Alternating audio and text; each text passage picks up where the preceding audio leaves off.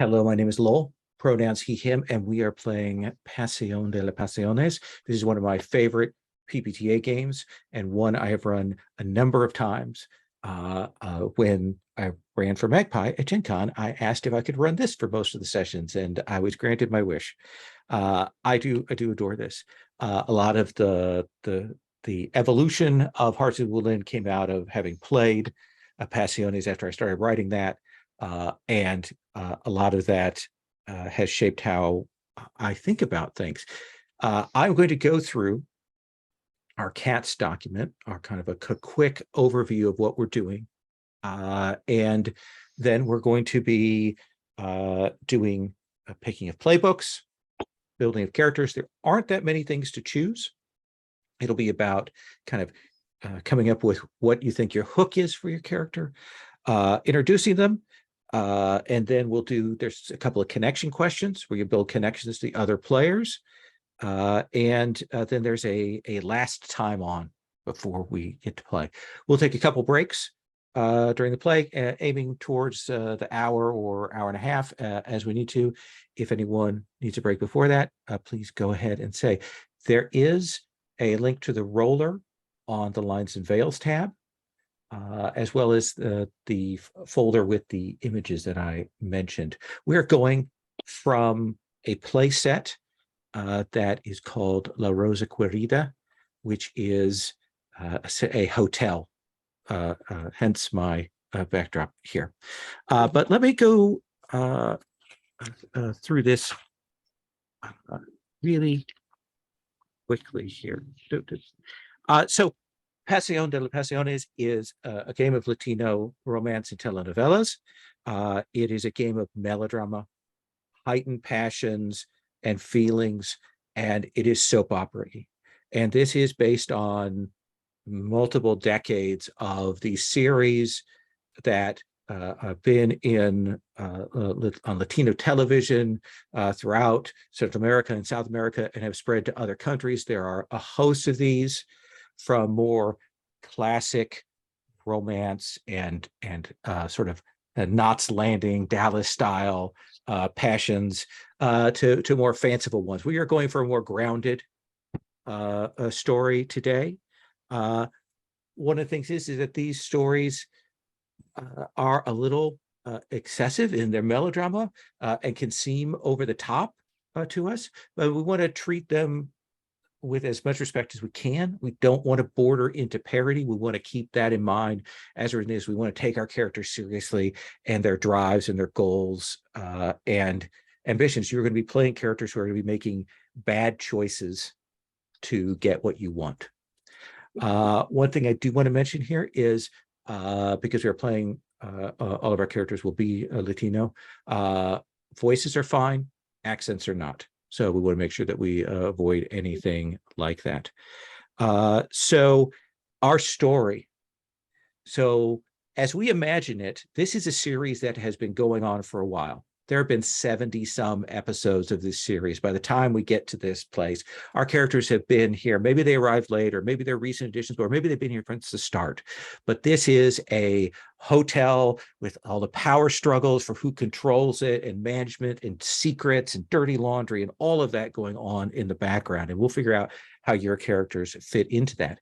But the big twist recently is that the kindly owner of the hotel has vanished and has now been declared legally dead. And there is a battle for who will take control. I mean, is that members of the family? Is it staff? What's going on? And there's rumors about, a mysterious third-party outsider arriving at the hotel soon. We'll get you in the mix on all of that. So one of the things you want to be thinking about is like what your connection is to the hotel, family, worker, guest, something else, and we'll talk about that in a bit. I mentioned we're going to be doing character creation, introductions. We'll take a break after that, and then play is pretty much we set some scenes, we slam your characters against one another, and you see if you can get what you want. Sometimes you can, sometimes you can't. Sometimes you end up rolling the face certain death move. which is in there. So we'll come back to that. I will talk a little bit after I finish this up about the system, so you have some perspective on that, because it's a little bit different from other PBTA games. And so you want to be thinking about that. Our tone, again, heightened melodrama, romance, intrigue, passion, bad people who have a good heart, good people who are driven to do bad things, all of that kind of thing. So we want to play as much by putting our foot on the accelerator and just going here. It is, again, a more a grounded series in that there's no supernatural elements or any of those weirdnesses.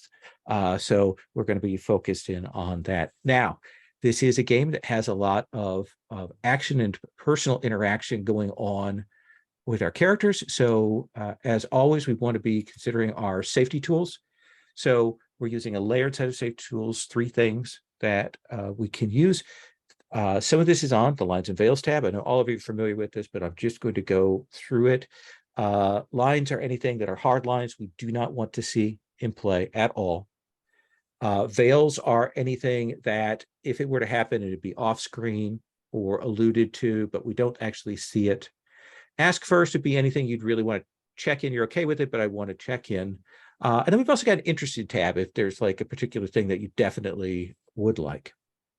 On that tab for the Lines and Veils, we also have a romance matrix that you can put your player name in there and then say whether you're comfortable doing romantic scenes with other PCs, with NPCs, and it can be yes, ask first, and no. And all those choices are valid. So those are all in there. Again, while we're doing the character creation process, take a look at that and fill that out as you will. Now, with that, our second layer of safety is the X card that we have. We can mark that out by saying X card or doing the gesture. X card happens when we find something we find objectionable, that we find problematic, that we find wildly off tone, or maybe we've started to head in the direction of a particular line or veil and we haven't caught it and you want to draw attention to that. These are all reasons to use the X card. You don't have to defend your choice or explain your choice of X card. If it's something that bothers you, you can say that. The only question we might ask is how far back we need to cut, or where do we need to start back from. If something happens a couple of times and the first few times you're cool with it and then suddenly you're not, that is legit. And you should never feel like, oh, well, I let it go before. You can X card it at a later point in time. And then the last thing that is our sort of final layer of safety is we do have an open door policy, meaning that if you need to step away, if you need to leave, if you need to quit for whatever reason, you should not feel bad about that at all. If you're going to be back, you can put in the chat that I'll be right back, but that's not obligated. Understand that things happen. So just keep that in mind. Now, we have a number of playbooks, and I want to talk briefly about what the hook is for each of these, because a couple of them have some weird things, and they have some very set details on them. There are not many moves to choose. One of the things I want you to be aware of is that while we are doing like PBTA, we're rolling 2d6, rather than having any stats or characteristics, whenever you go to make a move, all the moves have questions associated with them. And so we check in, we look at the question that's listed on the move, like when you demand what you deserve, the 2 questions that are there is, are you offering something of value in return? And do they love you in this moment? For each yes, you get to add +1 to your roll. As well, each of you in your playbooks will have a distinct question that you'll get to ask for all of those moves. So if the answer is yes to that one, in addition to the 2 from the move, you could roll with up to +3. So that's the way that is going to work. There are some moves that are really interesting and different that I want to point out. One of them is accuse someone of lying. This is an interesting move. because one of the choices you can establish there is that you're right, despite what the audience has already seen. So you can give us a shocking revelation of what in fact happened. So recognize that there's a certain power to that move. Our move for figuring things out is generally spot something out of place. And that's mostly about reading people, reading places. So you can look at there the kinds of questions that you could ask. If you are stuck and your character is wrestling with things, wrestling with issues that they've been thrown away by someone, and now they're trying to deal with that, you can process your feelings out loud. You stand by the window as the rain is coming down, and you tell us what is going on inside. And then we, the rest of us as the audience, say whether we're with you or against you. And then you get to roll, and things roll out from there. Those are all on the basic moves. The other couple of things that I want to point back to, because they're kind of unusual, on the other moves tab, one of the moves you can do is you can flash back to preparations. You can flash back suddenly to something you've done, like you've hidden a gun in the room or a bomb or whatever. So that is a thing. If you're stuck, you can do that. And then there's also reveal a shocking truth. This is a chance to change the fiction. It does require you to roll with the conditions that you have marked, and then you have to mark a condition. Which brings me back to the characters. All the characters have 4 conditions. Those conditions give a bonus to one move and a penalty to another one. Those all stack. The most that you can ever roll positively is +3. +4, and lowest you can roll is -3. You'll stack up those conditions. That'll often be a fallout from a GM move. If you mark all of those conditions, then you have a meltdown. And each playbook has its own unique meltdown that allows them to kind of take control of the fiction and do something for a bit. And then they clear their conditions. So that is something to steer into. So keep that in mind. Now, our playbooks.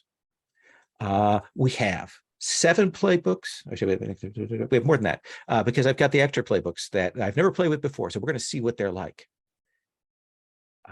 We have the beauty, la belleza, center of attention. All of these can be male or female, but it's a character who is all about being the best, being the most beautiful, being the most striking in the room. We have LaDonna. This is our matriarch figure who schemes, who pulls strings behind the scenes. They manipulate social events. They always have schemes that are in play when we're going. We have El Gemelo. This is the twin.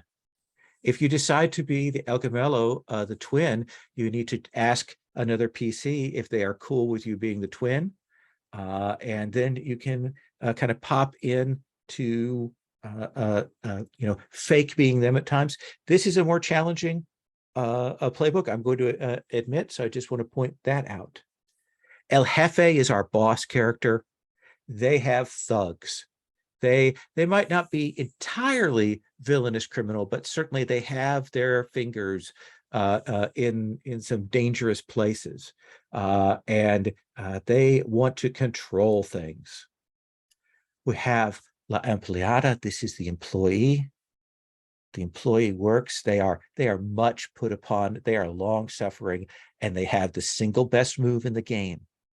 The single best move in the game, if you choose it, allows with that character for after another PC has had a scene, you can roll to say that you were like overhearing that. You were outside the room, or you happened to be cleaning under the bed or whatever.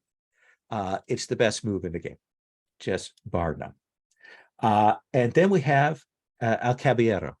And this is our heroic, stoic figure there. This is the person who wants to be a hero.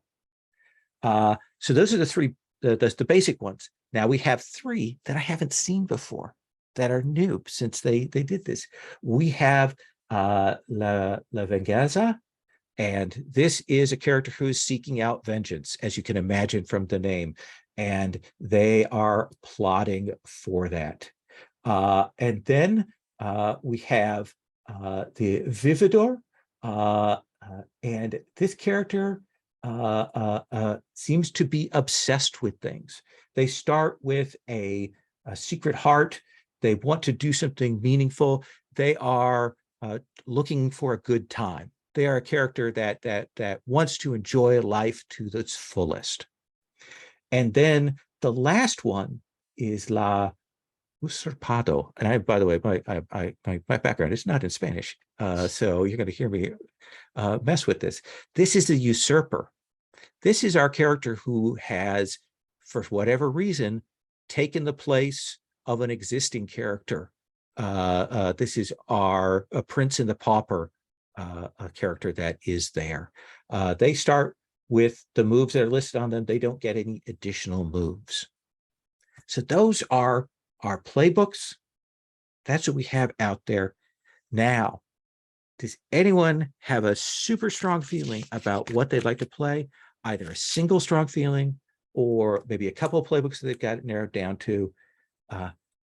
Dave, let me start with you. Yeah. I was trying to decide whether some of your descriptions have altered my feelings about it. I think I'm going to stick with my initial feeling, which I think I'm drawn more to La Belleza, El Gemelo. Okay. Either one of those two, but I think obviously the second is conditional on whether people cook up. So okay, maybe we'll hold on that. But if someone else has a strong preference for La Belleza, then I'd be happy to secondarily go over El Gemelo. That's good. We got a couple kind of narrowed a little bit down there. Mindy, what are you thinking? Okay. I think this is an opportunity to go out on a limb. And I think I'll go with the Vividor. Okay. All right. Live large. Mike, what are you thinking? I think I want to be La Empleada. Okay. The employee. Okay. And Greg, there's still a ton of characters available for you. What playbook are you thinking? I roll. Does my voice sound better, Dave? Yeah. Okay. Yeah, I'll roll, and I got LaDanya. LaDanya. Okay. With the schemes there. One of the things I'll mention is with the LaDonna, you have some schemes that you can pick. Because we're doing a one shot, you don't have to pick until we're playing. You don't have to set those. You don't have to choose those ahead of time. So just keep that in mind. So Dave, I roll back to you. Do you want to go with La Belleza? Yeah, I think I'll stick with La Belleza. Okay. So here is what you're going to do in terms of choices. You can find a picture of your character if you want. You can give us a name, make sure your name and pronouns, your own player name and pronouns. You are going to then make some choices about your moves. Some of you, I think, will have a fewer number of moves. If you look on the Playbook Moves tab, you will see that it says what you start with and what choices you have, and gives you the other moves that are available. So I'm going to give everybody a few minutes to find a picture, come up with a name, make your move choices, think about who you are, and then I'm going to move to introductions, and we'll figure out how you fit into this and get that set. So I'm going to mute right now.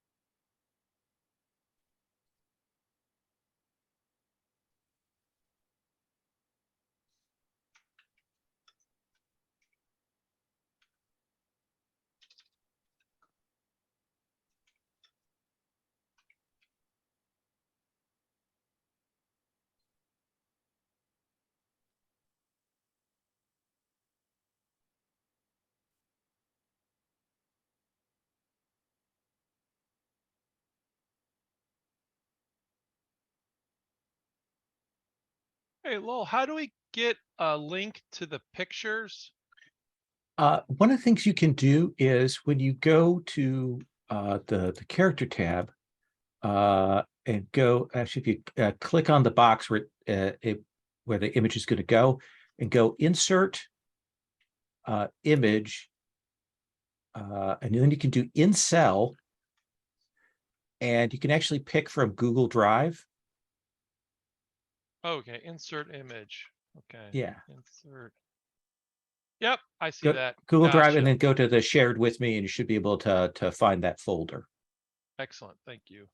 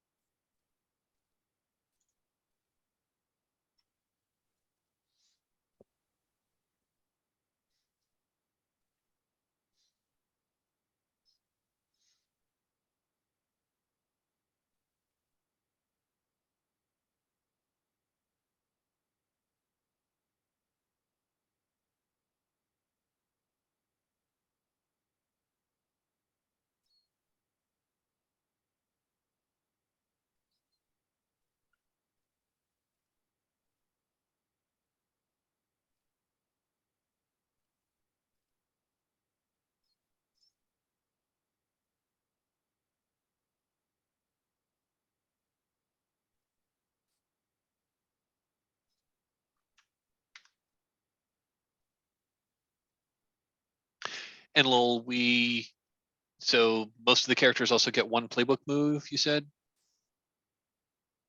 You're muted. So let me look for the La Empleada. It looks like you get that suitors move, but you also get 2 other moves. 2 basic moves. 2 Yeah. moves. Okay.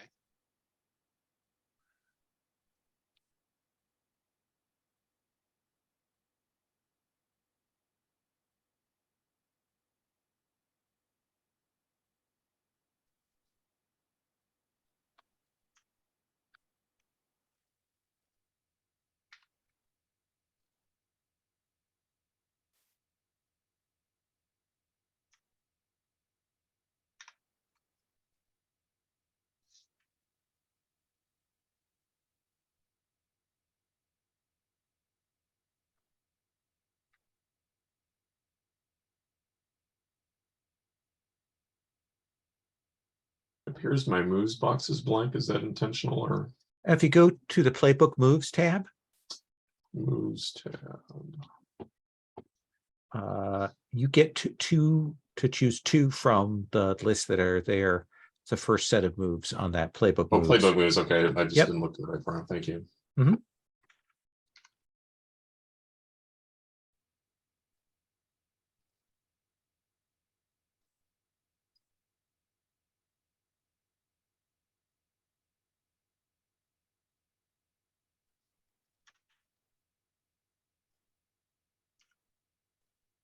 Oh, interesting. I guess I have a quick start of Pasiones, and the Ladanya has a was beautiful once move. Yeah, they've changed that. Ah, gotcha. So that's old. All right. I'll delete that.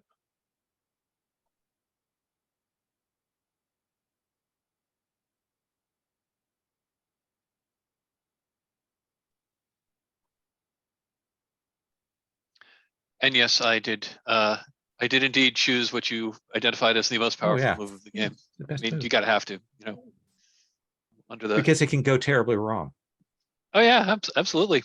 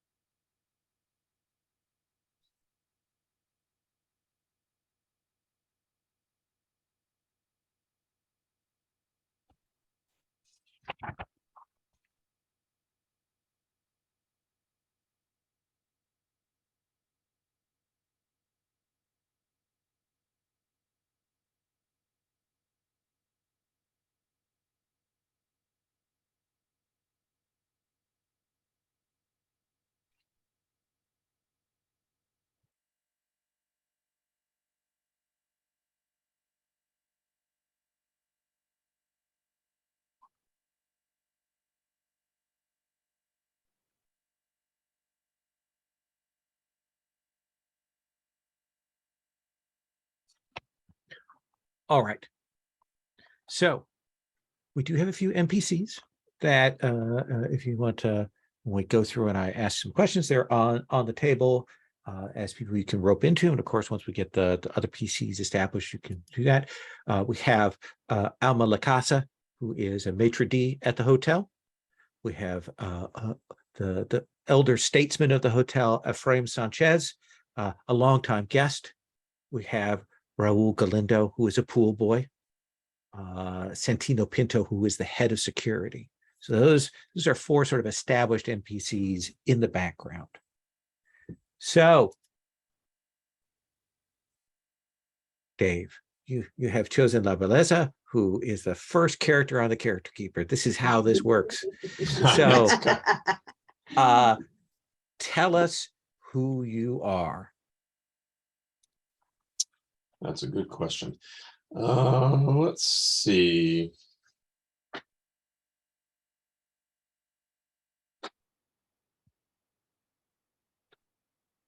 Oh, actually, before you do introductions, let me, Yeah. I'll give you a second to think about that.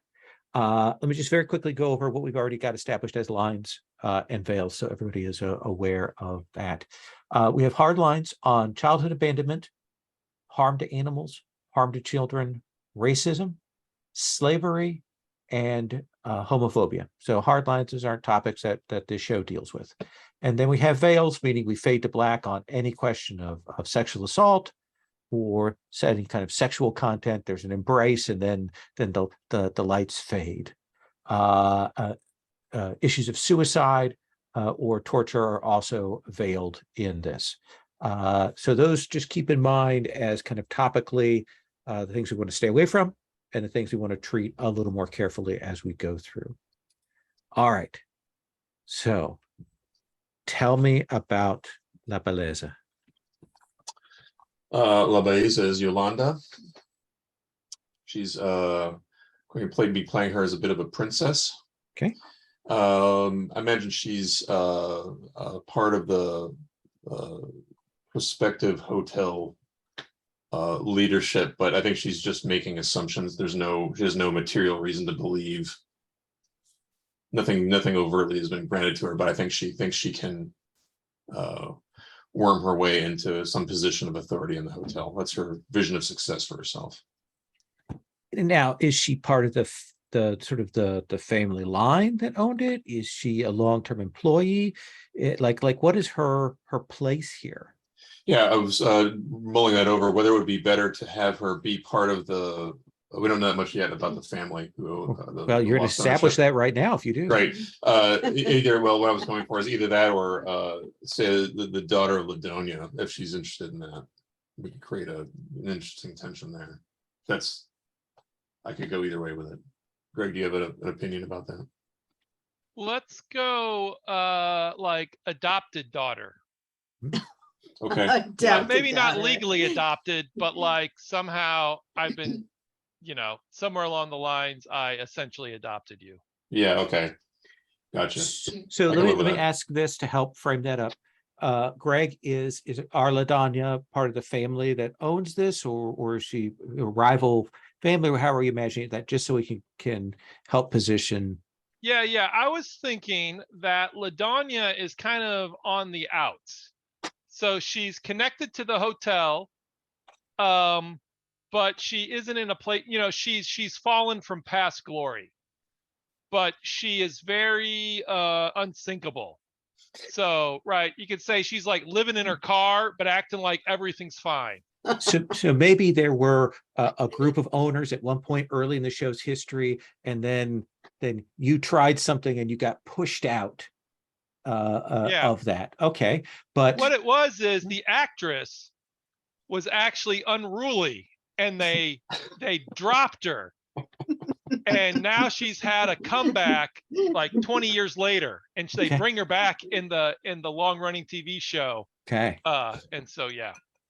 awesome. So Yolanda, your mother has been an important person in the hotel, but has fallen from graces. How have you maintained your place here? I mean, are you couch surfing? Are you riding on old glories? Do you have a sugar daddy or sugar mama? He said Yeah. it in the most lame way possible. Yeah, I think she's going to employ anything that it takes. She's ambitious. She'll lean on influencing with her good looks. She'll, if that doesn't get it, she'll escalate. So So as much as anything, it's that she's been around. No one kind of questions that. There may be some people who are just, but she just like treats it like she belongs. right, she's famous for being famous. Around that Okay. time. Does she have a an entourage? Is she a solo? What's that kind of image do you picture there? I can see there being see her say grooming impressionable employees Okay. to have a shadow organization in the hotel. And do you have a job, or is job a dirty word? It is, but she's also probably nosy, so it can look like she's busy doing a job. Okay, She gets that it's important to appear to be doing a job. I like that. And what are the moves that you took? Tell us, just give us an elevator pitch on those. So I went with big entrance and hard to pin down. I think big entrance is just kind of elemental of the character in my head, so I kind of went with it. I don't know. We'll figure out how it fits as we go along. But the upshot of that one is when I enter a room ready to make a scene, and then it all hinges on making a scene apparently. Roll for each person you've been intimate with on a hit. Anyone you've been intimate with is surprised, frightened, or confused. And then you seize control of the room, which is a +1 ongoing in the room. And the miss, obviously, what do I do? I blurt out a secret or pour out my emotions for all to see. I love it. The other one is hard to pin down. When someone tries to express their love to you, accuses you of lying, calls you out, in other words. There's some modifiers. On a hit, they take a negative modifier to the roll. They reveal their true feelings, or on a miss, the market condition. So I'm going to try to do that by remaining aloof or coy to divert them from their pointed questions. So kind of, people view you as unobtainable, perhaps an ice queen, though you draw them into your circle there. What does Yolanda want? She wants a secure future via the hotel. Okay.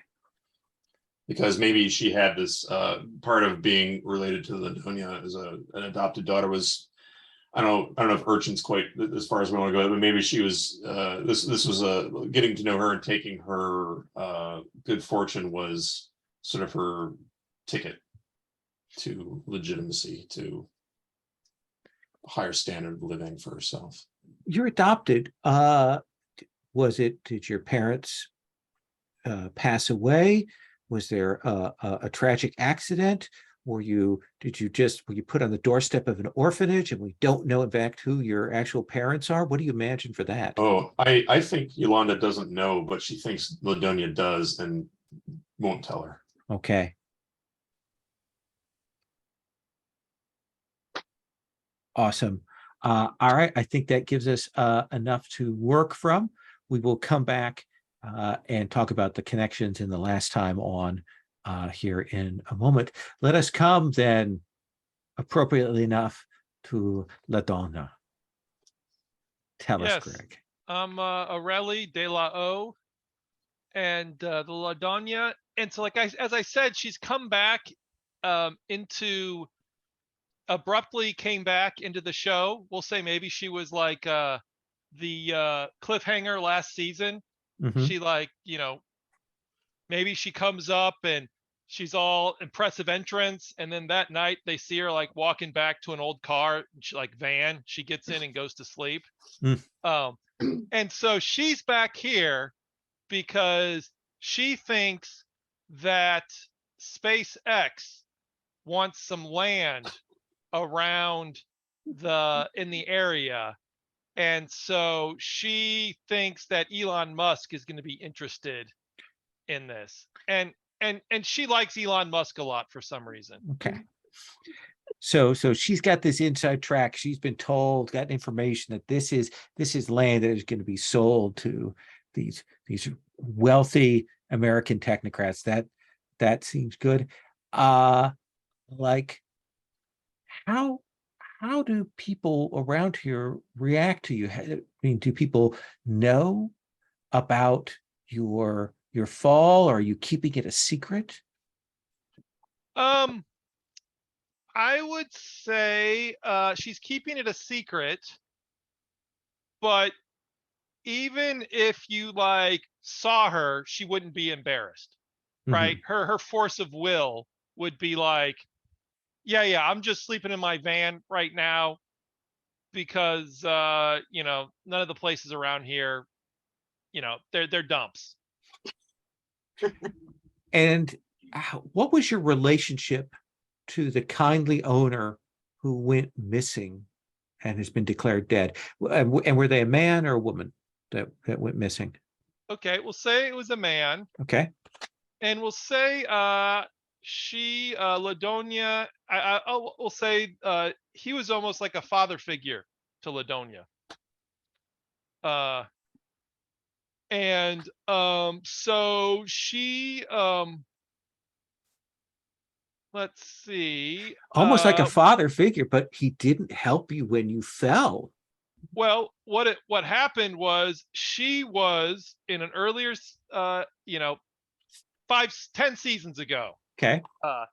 She was was involved in a plot to take the hotel from him, but at the very last moment couldn't go through with it. Lost her eye, which she felt was just. It was, say an accident or something, but she felt like that was just. She deserved it, and she walked into the ocean. And so you are genuinely grieving for the passing of this owner. We will call him Ruiz for the moment here. Mr. Ruiz, his vanishing brought you back. You're older. You have this stylish or not so stylish eye patch on there. Do you have other children besides Yolanda, or is Yolanda your only child? Yeah, Yolanda is my only child, and it was she was reliving the experience she had with Ruiz. Okay. Kind of following that template. And so she has a lot of guilt about running out on Yolanda as well. Is she married, divorced, widowed? Are we not sure? Would say we don't know. Okay. She is a Blank canvas. I like it. Very mysterious. Yes. I mean, with that eye patch and get up, did UFOs get her? I don't know. You have your network, your schemes that you have as a basic feature that you start with, which you'll get to pick as you go along. What are the other moves that you took? I said, you did what? Add the question, are you taking advantage of someone's shame as a playbook question? You may choose which playbook question to use each time you roll. Nice. And then tell me everything. When you offer to take the burdens of someone's guilt, ask them if they choose to accept or reject your advice. If they accept your advice and follow it, they clear a condition. If they reject your advice or fail to follow it, mark a condition. Nice. Nice. That seems good. I think that gives us a good sense of who she is. That will then bring us to La Empleada. Hello, I will be playing Hector Diaz, the employee. I think he is so he's a long so he isn't all that old. He's probably in his like late 20s. He was originally hired basically as a bellhop.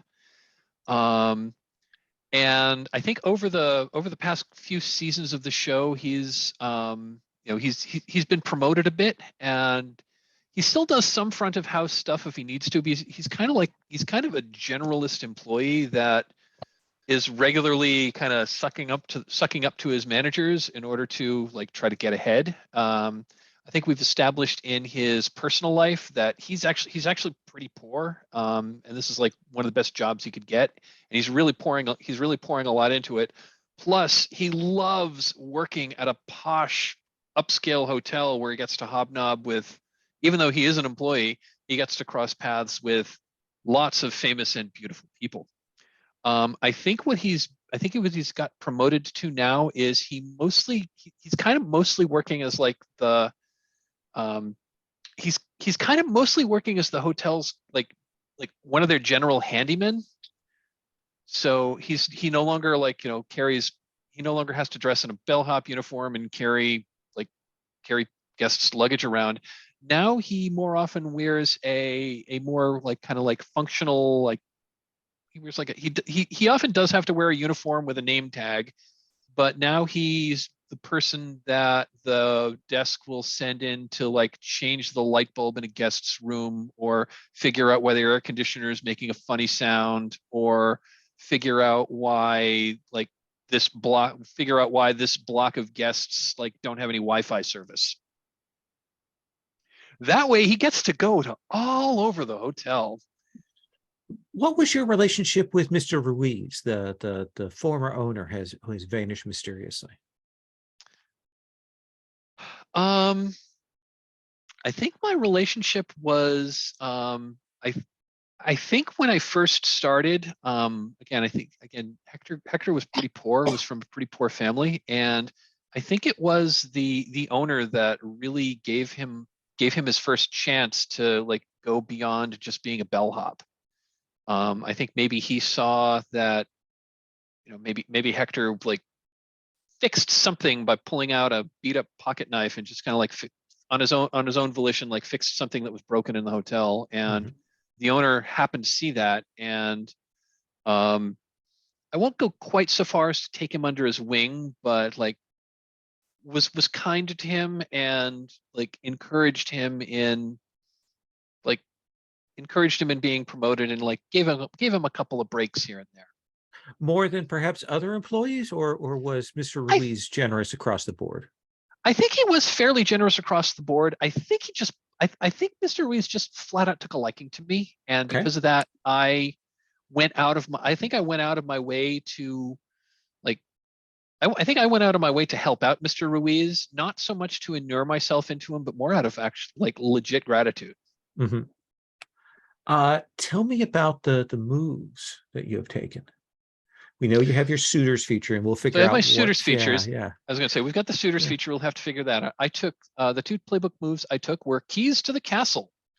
When you reveal that you've been secretly listening in to a whole conversation, roll with questions. Nice. And the other one I took was Pasión.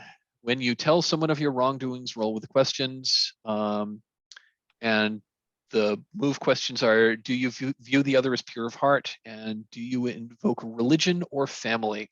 Then on a hit, I get to clear a condition. On a missed success, they also gain direct evidence of your wrongdoings, or they may clear, or they clear a condition themselves, their choice. Okay. What does Hector want? What's their goal? I think Hector's goal in here is to be promoted to general manager of the hotel. He knows he's never going to own the hotel, Mhm. but the general manager of the hotel is the person who's like, I mean, the general manager is the person who reports directly to the owner. So he's so the general manager is the hotel that basically runs the place. And ideally his ambition is to keep getting promoted to the point where he gets to run the place himself. Do you have family that we've seen on screen? I'm going to say yes. Okay. I'm going to say that Hector's still pretty poor. He obviously doesn't live at the hotel. Mhm. Most employees, I figure some employees probably do, but most don't. So we've had some scenes in previous episodes where we see where we see him in one of the not so nicer parts of town. That's a that's a fairly far away from the hotel itself. And I think he still lives with his parents. Okay. I think he still lives with his parents and maybe and I think I think we probably have some scenes there with, I think he's got a younger sister who also lives there, and she's probably a teenager. Okay. Awesome. I think that gives us a fine sense. And that brings us last but not least to the Elevador. Tell us about this character. Okay. Her name is Maria Diablo, and that's intentional. She's a very dualistic character, extreme one side or the other. And she's has a tendency to be very skitsy and a little, spazzy. And my thought is that she is the niece of Ephraim Sanchez, who is one of the longtime guests, and she comes and stays with him often at the hotel as a guest, to the point where she, flits about and knows all the characters that are part of the show. She's kind of like a bit of a nosy pixie. And do we know anything about what your family life is like? I mean, have you come here to escape something, or is it just because this is a place for you to cut loose, or what do you think? Actually, she has some sort of dark secret that her uncle knows of and is holding it over her. He wants her company, and he's using this as a mechanism to keep her there. And do like when people in the hotel, do they picture you as the kind niece of Mr. Sanchez, or they picture you as a party girl? Do they think you're taking advantage of your uncle? Like, what's the general perception, do you think? I think that she has the appearance of being the doting niece who looks after him and make sure he takes his meds and make sure he doesn't stay on the sun too long, and it's kind of like the companion to her uncle. But the characters already know that she has some sort of dark side, because she has a tendency to say things that are cutting, or be present in a room when she shouldn't be, and kind of like a little too nosy, a little too suspicious. Nice. Tell us about the moves that you have. Okay. The first mood is Secret Heart, which is basically it's an obsession. So I can, but when I mark a condition, I can pick something to become obsessed with. And that will change as the game moves on. And then the second one is the Be Brave move, where I can challenge another character to be active, have an action. I can goad them to doing something. And then I gain a bonus. And I think they get a bonus to do that. Yeah, that's a very nice one. What is it that Maria wants? Like, what's her goal? What do we think her goal is? She wants to be free of her uncle and his controlling.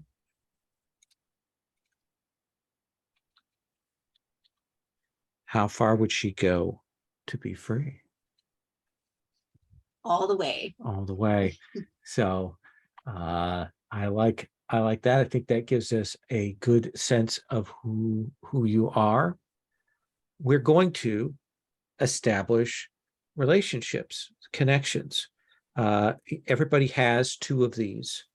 We're going to fill in a name and make that decision. These can be PCs. It's generally better to be PCs, but we also have some NPCs you can come up with, or if you want to come up with an NPC name yourself, I'm going to have you do one of these, and then we're going to go around, and then we'll come back around a second time. So, Yolanda, which of those 2 relationship questions would you like to answer right now? Let's see. Let's go with the first one. Blank has been a source of entertainment and flirtation kept at arm's length. Who is that? Well, we can go NPC, but if Hector is interested in that, that might be fun. Are you good with that, Hector? Awesome. Okay. And then LaDonna, Arielle, what do you want to Yes. choose? I'm thinking if Maria is okay with it, is that she will be Maria is like a broken little bird you take care of. Mhm. Not saying she is a broken little bird, just That's- No, she is. that's what I say. Okay. Excellent. And then Hector.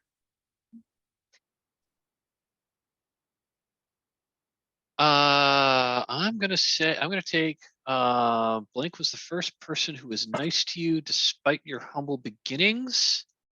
I'm going to say that was our La Doña, Ariel. Does that work for you, Greg? Yep. Cool. And then Maria, which one do you want to Really? answer? I would like to select Yolanda as my good luck charm. You're just okay. Nice. Sounds good. And then Yolanda, your other question? Blank is the person you go to when you're truly ready to cut loose. Actually, maybe back at Maria. Okay. How do you feel about that, Maria? That's you. Oh, You're the person I go to when I'm oh, sure. truly Yeah. ready to cut loose. So yeah, you- absolutely. You know about how wild Maria can actually be. Yeah. And- okay. I'm I the like party that. girl. And then Arielle, what about for your other question? Yeah, I think Hector is somebody you've sparred with for a long time. I think she sees maybe herself in him, right? He's working his way to the top. And so he might that makes her suspicious. Yeah. Does that work for you, Hector? It sure does, and I still think I'm still thinking back on like when you were nice to me when I was first starting out is probably why I still put up with you, especially since you don't actually work. Especially since you don't actually work here anymore. All right. Oh wait, actually, I take that back. Can I take that back? I didn't realize you made a connection with me. Okay. Yeah. I'm gonna say Yolanda. And Oh, what yeah. we'll Oh, say is, okay. Yeah, it Yeah, keeps fracturing all right, our that's relationship. Oh, that works better. That works It's better. Yeah, it's the I like mother that. daughter Yeah. dynamic. Mhm. Yeah, I think that's better. That gone for so long, and now they reappear. How dare they? Mhm, mhm. I think that seems perfect. And For Hector, your other question? My other question is, blank looms large in your life as your employer, and I think we've established none of the other player characters are actually. I think I'm the only actual employee of the hotel that we've established. Mm-hmm. So I'm gonna pick. I'm gonna pick one of our established NPCs. Okay. I think I'm gonna pick Santino. The Okay. head of security is. Mhm. And I'm going to say, like, maybe the maintenance department reports up to the security just because you got to get security. If you're going into guests' rooms, you got to get the clearance from security first. Yes, and you are just a local youth who happens to have climbed up the ladder, but you're still just a gutter rat. Pretty much. Okay. So that's Santino. And last but not least, Maria, what is your other question? Okay, this is a hard one because I'm thinking of Ladonia or Hector could be either one of those two. I don't know if either one of you have a preference. Would be fun if they just let go. If they just let go. You feel like that fits with your relationship with Maria? Like they see you as maybe a little bit Yeah. stuck up? Yeah, I would promote Hector just because now those two characters have a connection. Maybe we've run into Oh, each other in the yeah. hotel all the time, and I always felt he was too serious and he needed to focus less on work. He had to and work for more a on living, fun. which you don't understand whatsoever. Well, Does that work I've- for you, Mike, or do you want to modify that? Oh no, that works. That works really well, and that also would segue pretty nicely into one of my playbook moves. Yeah, let's figure out who are your suitors.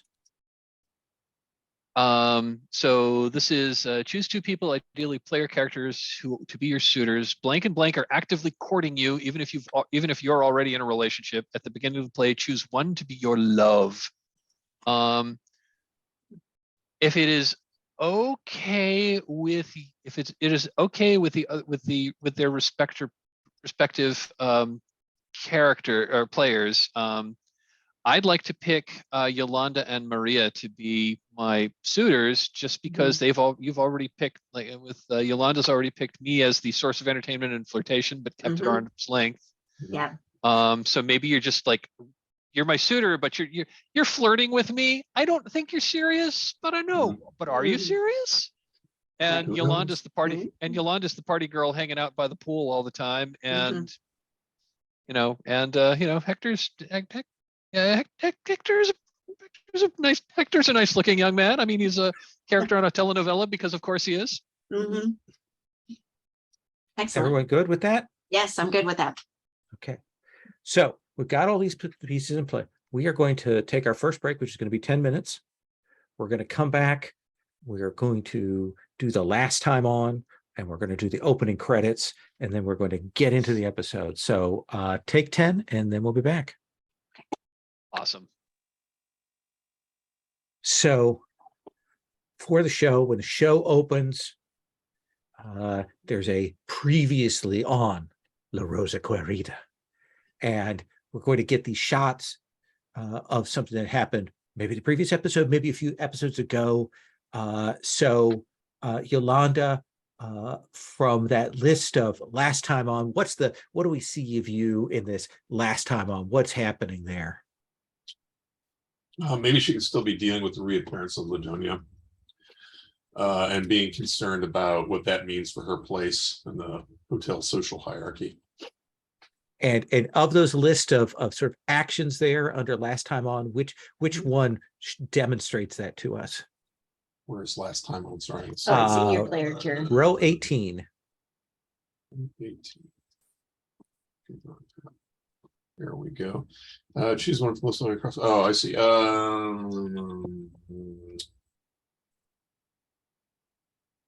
This is a good. Yeah, let's see if we can whittle this in there. How about the wine? The wine, yeah, that seems pretty good. I was thinking that or befriend someone dangerous and passionate. Definitely one of those two. Yeah, let's say we had a tip and some wine got thrown. Okay, so some sort of gathering. You've got a glass of wine. Whose face did you throw this wine like into their face? Who was it? Maybe she's not quite brave enough to do that right to Aurelie, but someone who was maybe one of Aurelie's loyal retainers in the hotel. Someone who was glad to see her. Who was a little bit too overtly glad. Someone older, perhaps a maid who was working here at the time, who has been here, and they said something, and the wine was thrown. There you go. Aurelie, what was your last time on? Yeah, I'm thinking you help somebody to escape a bad situation. And what that is let's say if it's okay with Maria, Yeah. let's say You bailed me out of jail. yeah, let's say what I'm thinking is you had I see you clicked, you had a tangle with the police, Mhm. and maybe I stashed your drugs for you, Ah, or whatever contraband you had. You didn't know it. You just realized when the police searched your stuff, the That it drugs wasn't weren't there. there. And you knew I was the one that saved you. Yeah, see, putting the case somewhere else, the police tossing it and not finding anything. The look of surprise on Maria's face there. I like that. Hector, what was your last time on? You muted. Oh, still. This is too juicy not to take. I'm going to take you witnessed something horrible, but don't know who did it. Hector went into the electronics maintenance closet, open it up to like do something. Like, what's this suitcase in here? What's in this? Oh my God, all the drugs. Close it. I know nothing. That shock and surprise, but you left it alone, but you know where it is, and you know someone is going to be coming for it. And then Maria, what is yours? Okay, so I had a friend of a friend that needed me to deliver a package for them, and it was really important, and they handed me a suitcase and they said, you need to drop this off at the lockbox on Federal Avenue at Tuesday afternoon. And then I'm walking down, and then I get stopped by the police. You weren't able to make the delivery. You were stopped by that. The evidence was hidden, but there are people out there Yes, who now think that you I might have the suitcase. absolutely. Yes. And then we cut to the beautiful panoramic drone shots that come in on the hotel. There's shots of people in the water, laughing and swimming. And then we get the shot. Yolanda, how are you dressed? Like, what do you look like when we get to the shot where you turn and face the camera there in the credits? Let's say sort of a flirty sundress, something festive, floral maybe. That's that classic smile is flashed to the audience. Aurelie, when it comes to you, do a little more shots, maybe get in the interior of the hotel lounge, get some shots of that, somebody singing on stage, and then it cuts to you. And what do we see of you there in that quick 2-second moment? Yeah, we'll say it's like, a lounge scene. I'm sitting there with a martini glass, laughing with people. And then when they turn away, I turn deadly serious and look at the camera. Perfect. And then there's the shots of the pool boy cleaning the pool and drinks being served and the back of house. And then we see Hector. And how is Hector dressed? What do we see of Hector there? Muted again. Hector is Hector's dressed in sort of like the utility uniform, sort of like the dark colored chinos, a white shirt with a name tag. He's got a red toolbox. He's standing. He's standing on a ladder in the hallway, like doing something, like doing something on the ceiling with a wrench. And there's another person dressed in some kind, there's another person like dressed in a suit who's like yelling at him, and he just looks straight into the camera with this like, I can't believe this look. Nice. And then again, the hallways of the hotel, the grand sort of entryway, the front desk, all of those shots of that. And then we get a shot of Maria. And what do we see there? Maria is at the hotel bar on a high bar table, and she looks straight at the camera and gives it a big wink. Nice. And we can actually start this episode out with where we see the police pulling away from the hotel, and they've left.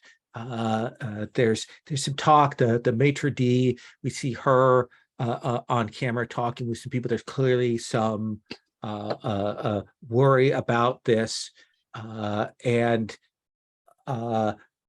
as you're standing there, Hector, the maitre d' will come over to you, and this is Alma, and she says, Hector, come here. Hector looks around suspiciously and says, yes, Alma, what's going on? Did you see what the police were looking for? Do you know what they are searching for? Why they were here? They would not tell me anything. I have no idea. I have no idea what they were looking for. Maybe perhaps one of the guests is up to something not so good. It just seems strange, and with what's coming, and she kind of breaks off. You should go continue your duties. What is it you have on your schedule today? Well, I mean, I've got to repair a couple of air conditioners. Yes, go and do that. What do you mean by what's coming? You can't drop that and then just walk off. Do you want to try and demand what you deserve? Does this feel like this? Are we going to that? Well, does the maitre d' outrank me? Is this? I think she is someone who's a social superior, so we could do manipulate if you're trying to be a little more subtle about it. I think I want to try to be a little more subtle about this. I think I want to try to manipulate a superior. Okay. And what I want them to do is tell me what she means by that. All right. So I guess this might be the first roll of the game. Yeah. So let's look at the questions. Have you got them in a good mood? No, they are terribly worried about this police matter here. Do you think that your well-being, your work directly affects them? Well, insofar as I've got a really good idea that they were here about these drugs that I found, but I'm not telling her about that, or does that not actually apply? That's dramatically appropriate. Yeah. And what is your question for the La Empleada? My question is, are you in over your head? Oh, hell to the yeah. Yeah. I found like, I'm guessing we found like, at least $50,000 worth of drugs, and I know where they are. I like that. So roll with a +2. Okay. Let's see. We got the 2d6. I don't know this dice roller terribly well. So if I click that, what happens? Okay, that just rolled a straight. So that's a 7. That's a Plus 7. 2 is a Plus 9. 2 is a 9. Okay. So on a hit, they give it to your wiles and agree to it, but they need a little more convincing. What is it that you do to try and get them to open up there? Don't necessarily have something that they I don't necessarily have something that they want that I'm willing to give them, i.e. the fact that I know that there's drugs around, because I don't want to reveal that. So I think maybe I have to humble or abase myself. Let me take a look here. I think I'm going to be cagey. Okay. Like, but yeah, like, so I'm going to sit. So basically my approach is, oh, come on, Alma, we're all in this together. What affects the hotel affects us all. Like, I need this job. You know how much I need this job and how much my family depends on me. You know, you've got to tell me if this is something that I can do to help. No. You did not hear this from me. But Mr. Ruiz's daughter is coming, and there's some question about the will and the inheritance control of the hotel. And she's bringing some people with her for some kind of special gathering. I haven't been given the details on it, but we have to be on our toes. If all of us want to keep our jobs, keep our positions, we have to do right by her, or who knows? Who knows? There are rumors I've heard that someone wants to buy the land and just tear down the hotel. So we can't let that happen. I as a gesture of reassurance, I put my hand on her shoulder and I lean in conspiratorially and I say, Alma, thank you for sharing this with me. I will do everything in my power to make sure everything here goes off without a hitch, and I'll see what I can learn. Okay, thank you. Go ahead and mark KG for that condition there. We cut to Maria. Maria, where do we find you? Where does the camera locate you in your anxiety right now? I'm pacing. I'm pacing in my uncle's suite. Okay. And back and forth, going like, where was it? Where is it? Camera's suddenly in on the phone. Vibrates on the table. Okay. I'll look at it. Turn it over, and you can see there's a blocked number, no identity on it, but I think you recognize the digits there. Okay. I'll answer. Hello? Maria, this is Alejandro. Oh, hey, Alejandro, how you doing? I am not well. Oh, poor baby. Pobrecito. Understood. Listen, my associate went to pick up the package that you were to have delivered, and it was not there. Yeah, about that.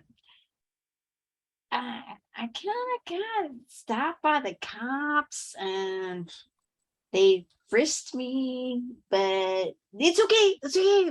Everything's cool. It's all cool. It's all got fine. It's gonna be. I couldn't do the drop off. I'm sorry. You were told to be careful. I was totally careful, totally chill. It just wasn't my day.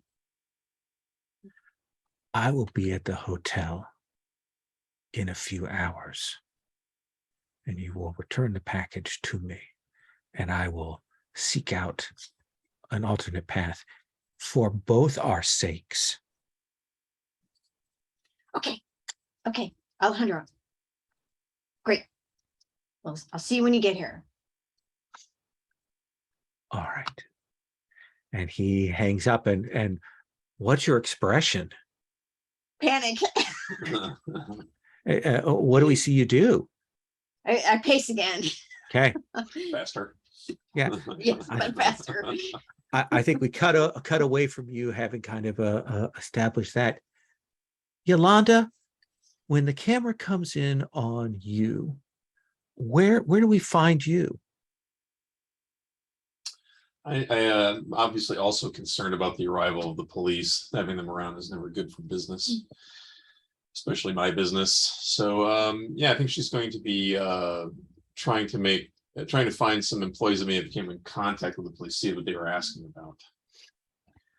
I think that you will go and chat with them when they say they searched some of the rooms of some guests,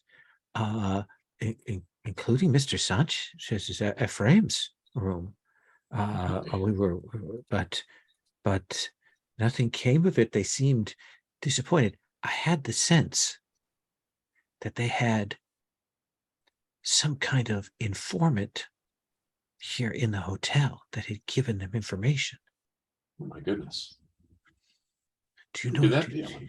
I do, and she says, I don't want to say anything untoward, but do you think your mother would know anything about this? Well, she's messed up in all sorts of dirty dealings. No doubt she knows something. It's unusual. She returns. The owner's gone missing. The police are here. It does not bode well. I agree. Perhaps I should have to confront her. Do you think you can bring her to heel? Well, that's always an open question. I will do my very best. And they will nod and head on to do your gossiping. Do we see you thinking? Do we see you heading somewhere else? Do we see you heading with deliberation someplace? Yeah, imagine we're making the loud heels on the marble noise, clapping authoritatively across the lobby and seeking Aurelia out. Aurelia, you've seen the cops leave. I imagine that maybe there's that watching them go through a window, the curtain drops back. What do we see you doing now? Yeah, I just kind of shake my head, and so let's see. What she is doing is she is let me think here for a second. All right, so what she is doing is this. She knows that the drugs can't stay here. And so what she is calling, we'll say, an old boyfriend that's still in town Okay. and see if he can find a buyer for the drugs. That is This might interesting. get her out of the van. So His name is Jesus. okay.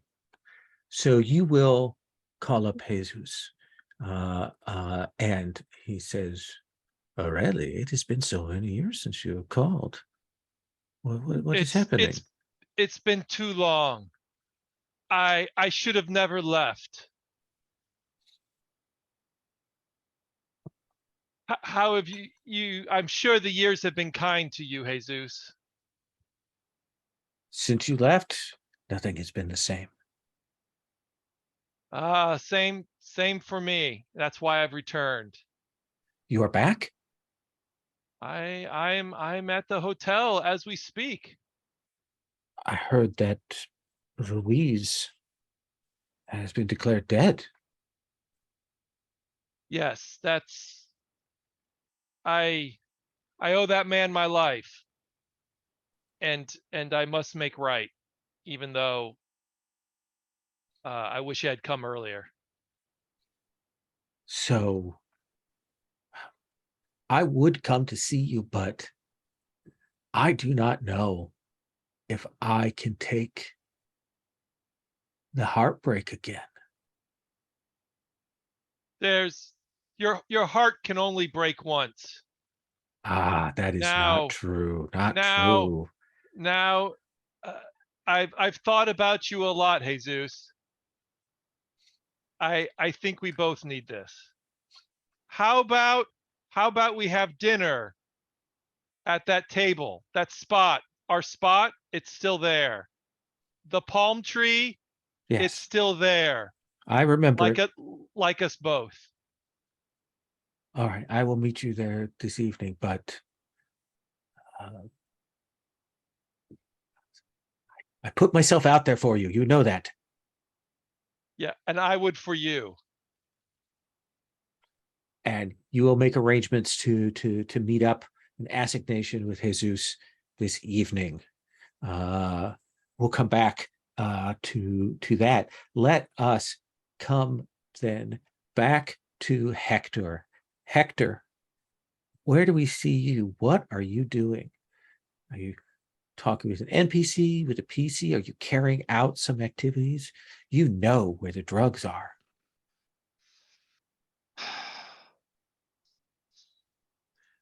I do know where the drugs are, and I do know where the drugs are because I moved them from that secret location to an even more secret location because I don't want would I have done that? Yes, I would have done that. This is a shocking revelation to us here. It seems like we're going to have you flash back to the preparations. You know, we thought that the drugs were in the mechanics room. We thought that they were put there and you saw them, but now we're going to be flashback to seeing you move them, right? Oh yeah, I moved them because they were in the mechanics room, and I'm one of the very few people in this hotel that have a key to that room. So if those drugs are found, Yeah. the cops are gonna be pointing their fingers at me. These are not my drugs. I don't want them here. I want nothing to do with this. So I'm moving them somewhere else. So you were in over your head. That's a +1. I think you had some time to do it, right? For the flashback to preparations. That's another +1. Did you have someone looking out for trouble? Or did you have to do this on your own? I think I had to do this one on my own. I didn't want to necessarily implicate anybody else. Okay. Then roll with a +2. I think I'm going to use actual dice here. Ooh, I rolled a 6 and a 5 on the dice. +2 Perfect. is a 13. So if you looked at flashback to preparations on a full hit, you get to pick one of those results. And I would guess you stowed away something hidden is what you want. I stowed away something hidden.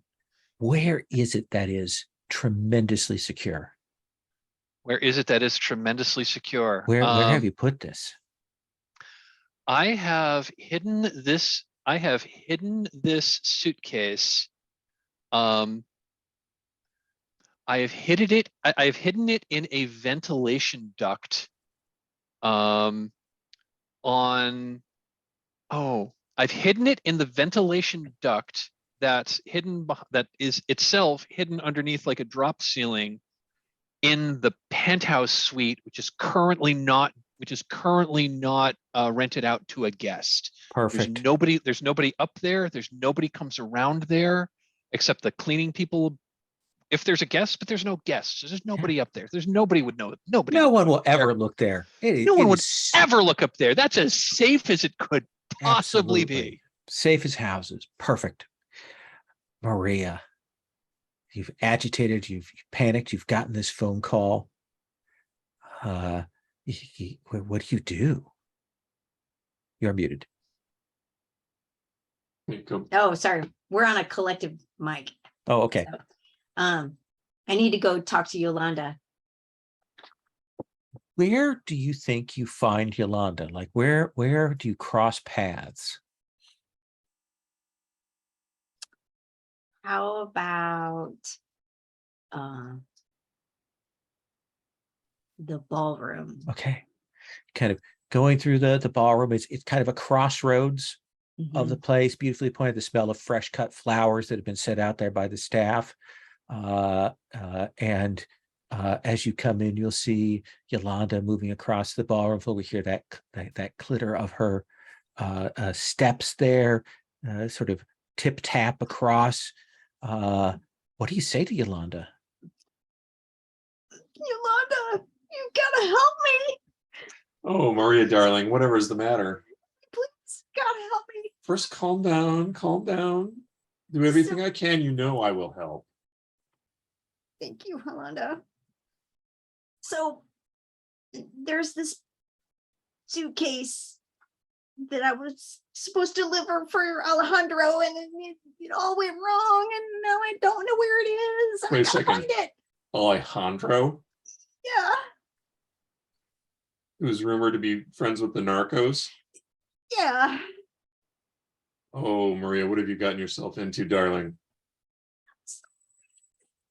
I just had to do it. Okay, tell me more. So I was gonna deliver the package, but then like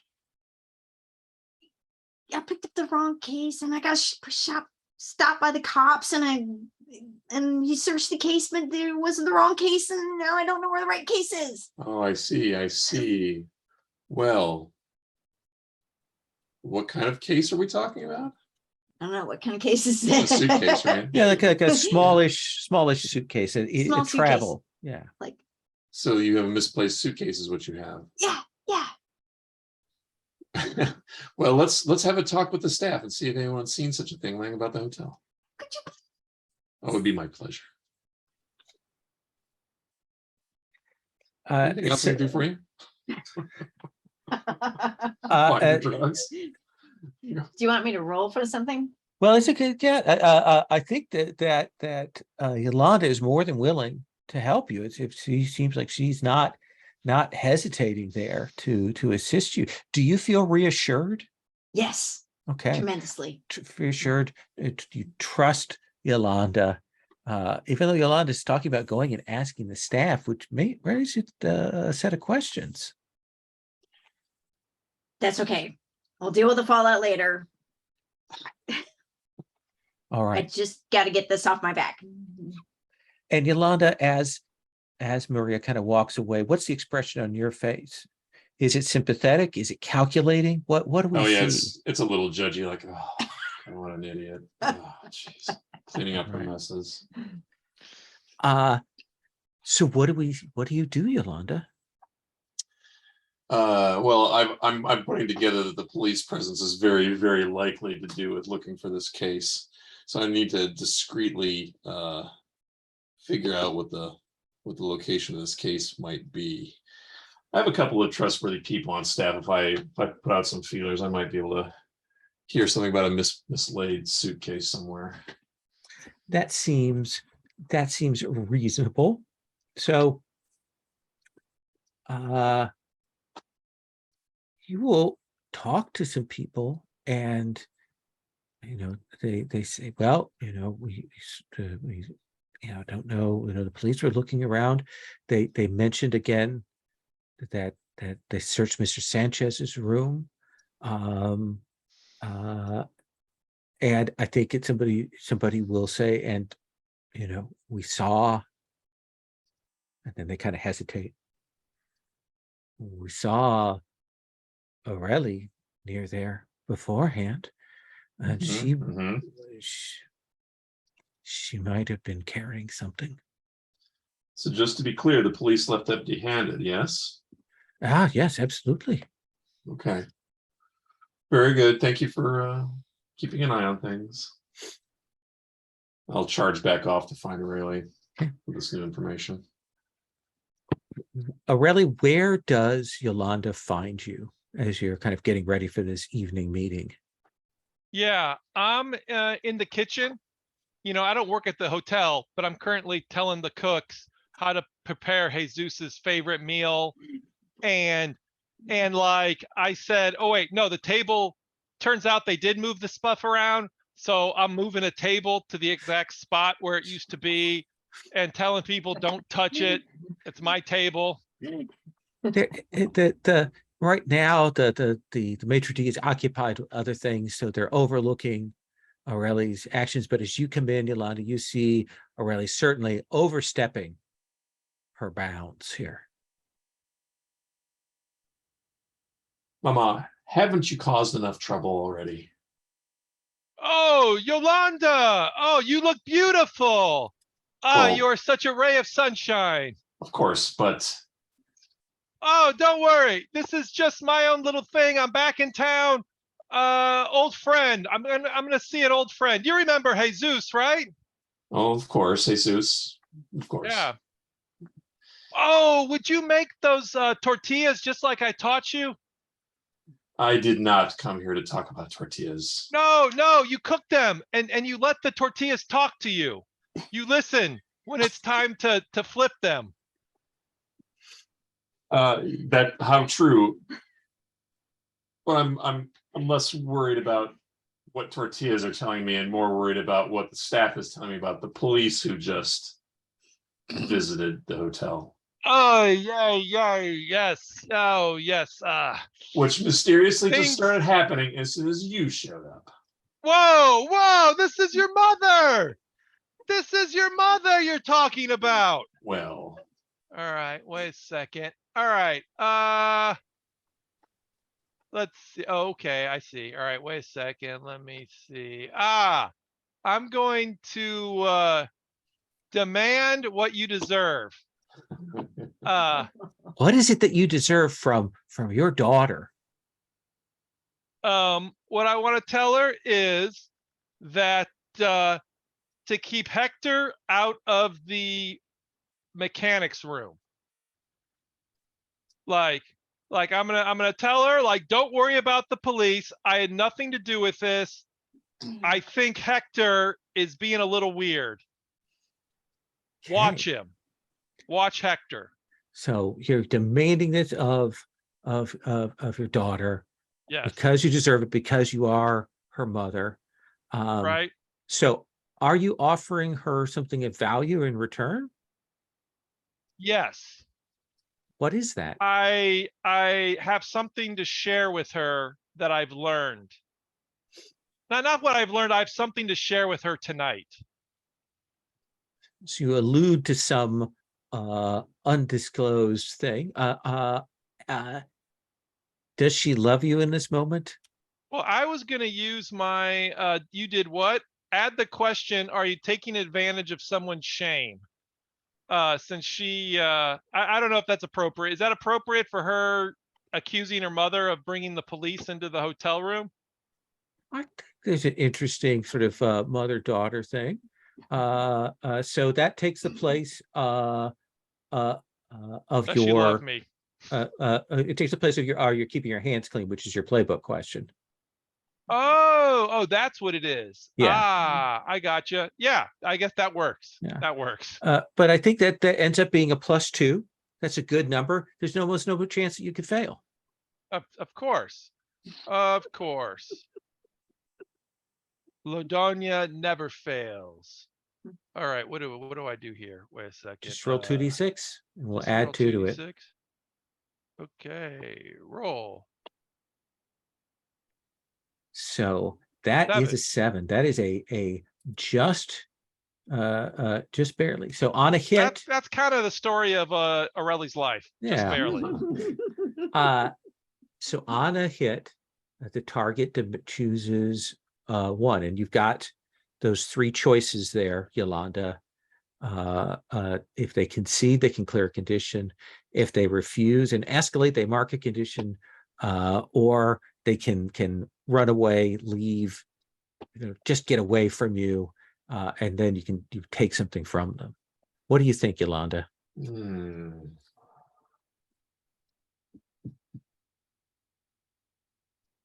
think I'm going to refuse and escalate. Ooh, Oh. what condition are you marking? Let's look here. I think raging is going to have to be the correct one for that condition. What does that denial look like? What do you say to your mother? Why are you always lying to me to cover your own tracks? Whoa, whoa, whoa! Such anger. This just like your father. I don't know my father. What are you talking about? Are you a habitual liar? Whoa, whoa, whoa. Why did I come back to this? Why? What? Why? Should I have not walked back into your life? Why did you bring Alejandro's business into this hotel? I had nothing to do with Alejandro. Look, Maria, she's in some bad stuff. Okay? Maria is in some real bad stuff. Maria. Yes. Little Maria. Oh, that girl, she a little crazy. Well, She that's in true. over her head. That uncle can't look out for her. That uncle, he too old to look out for her. She needs something with a little more strength.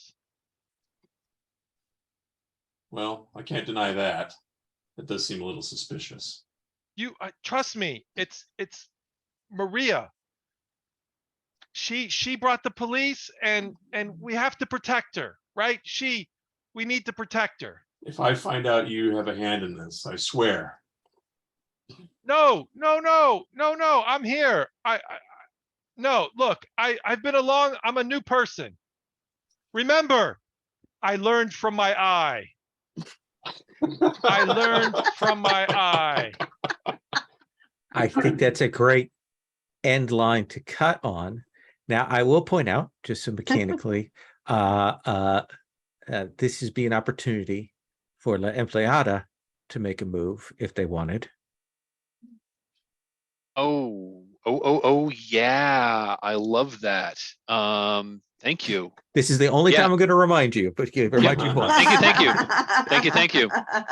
Because this whole thing was in the dining room, right? They were in the kitchen, sort of dining were in the room area. I imagine a little bit of moving back and forth. Okay, yeah. So if they were in the kitchen and then just on the other side of the kitchen, we cut to Hector. Hector was like lying under one of the sinks with a wrench fixing a plumbing problem. So he was there and heard this whole conversation. I'm going to use my keys to the castle move.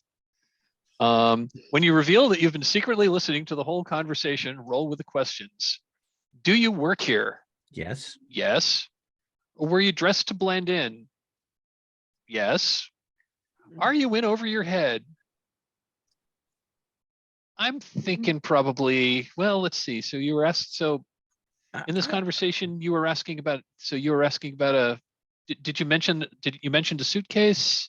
And you also, and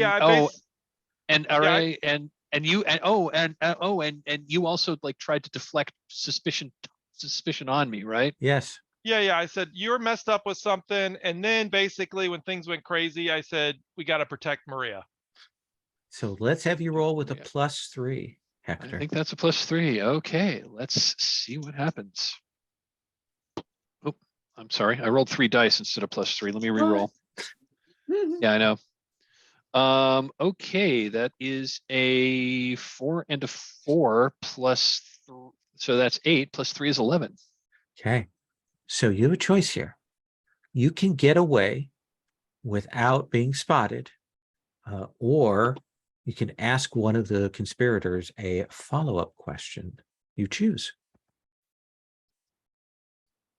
If you ask a follow-up question, one of them will see you. Yeah, I think I'm going to get away without being spotted. And they also, and just so I'm correctly remembering this conversation, Aureli mentioned that it was Maria is the one who's in trouble. Yeah. Okay. Well, Maria is one of my suitors, and I hadn't actually made a decision yet, but on my Your Suitors move, I have to choose one of my existing suitors as my love. And I think it would make most sense appropriately for the fiction we've established now that Maria is my love right now. So now that I've heard that, Yeah. now that I've heard that she's in trouble, I am going to go to her. So we see you pop up. We cut from that conversation with Yolanda and Aurelie. We see you come out. We can tell that you've overheard this, and we see you moving through the hotel looking for Maria. Maria, where are you when Hector comes looking for you? Well, I think that Maria would be pretty relieved that Yolanda is on the case and she's going to save me. And I'm going to be at the bar with a drink. Absolutely. A little bit of relief, but still nervousness because Alejandro will It's not be done here. yet. Yeah. And it could be bad. And there's Hector, still in his work clothes, comes in. The bartender probably gives him a look like, why are you here? But you come up over to the bar. What colors are you dressed in, Maria?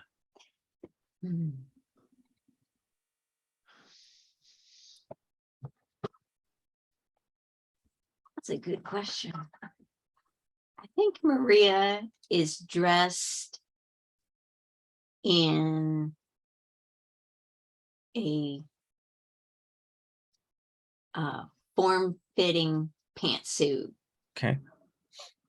That's a little not like muted colors, but pretty garish. Okay. Hector, there's Maria. She's having a drink. You can approach her. What do you say? I approach Maria, and I smile, but there's a look of concern in my eyes that I probably can't shake. Hold on, just double checking. And I have my condition was cagey, so I'm still being cagey here. And I lean in close and I just kind of whisper, Maria, I've heard a rumor that you might be in trouble somehow. Is there is there anything I can do to help you? What kind of trouble are you in? No trouble. No trouble at all. No, I'm fine. Nothing wrong here. Because I have it on good authority that well, I know Yolanda's asking about things and maybe has brought in Aurelie into this, and Really? I heard your name What? come up, and I think like what's going on? They seem to think that you're in quite a lot of trouble here. Hector, I appreciate the sentiment. I really do. But I don't want to get you involved in this. This is on me. And I just want you to stay out of it until it's over. Okay? Are you sure you really want to do that? Because I have to break character for just a moment, because yeah. again I'm trying to remember like in the conversation between Yolanda and Aurelie, did you mention suitcase or police involvement or something? Yeah, I mentioned the police. and that I know that Alejandro's in the drug trade. In the drug trade. Okay. Mhm. And do I know of your connection with Alejandro? Would that have come up? You tell me. Yeah. I'm going to say that has come up in previous episodes, that I know who Alejandro is and I've seen you in his presence. Okay. And I lean in and I say, are you involved in Alejandro's business? No. I'm good. Mhm. And would it have anything to do with a missing suitcase?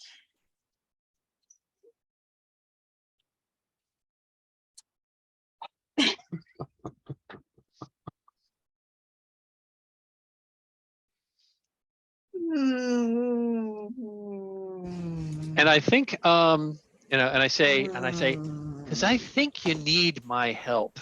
And I think this, because I think you need my help here. And I'm only doing this because I truly care for you. Oh gosh.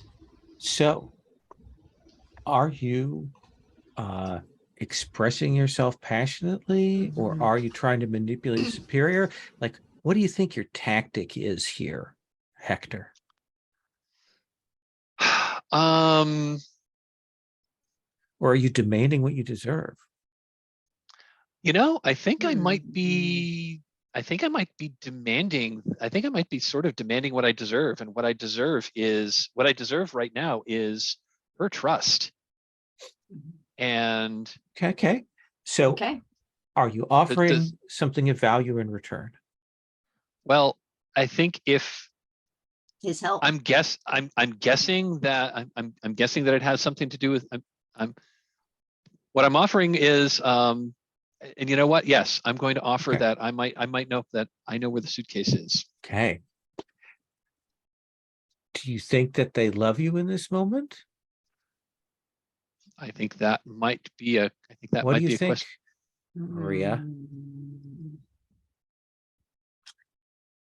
I think I have affection for Okay. Hector.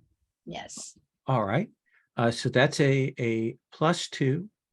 And am I in over my head is my question. And I think the answer to that is a resounding yes. Yeah. And because of your condition, you're going to subtract 2. Yes. So you're going to be That's true. I rolling am demand. So I guess I'm rolling with a +1. A total of +1 here. Let's see what happens. That is a 5 on the dice. +1 is a 6. So But take +1 ongoing when you're with your love, when you're acting to strengthen your relationship. okay.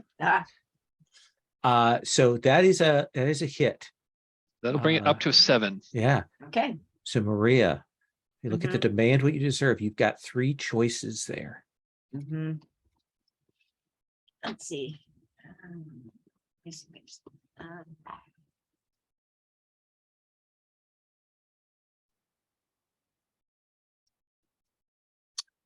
I'll give in.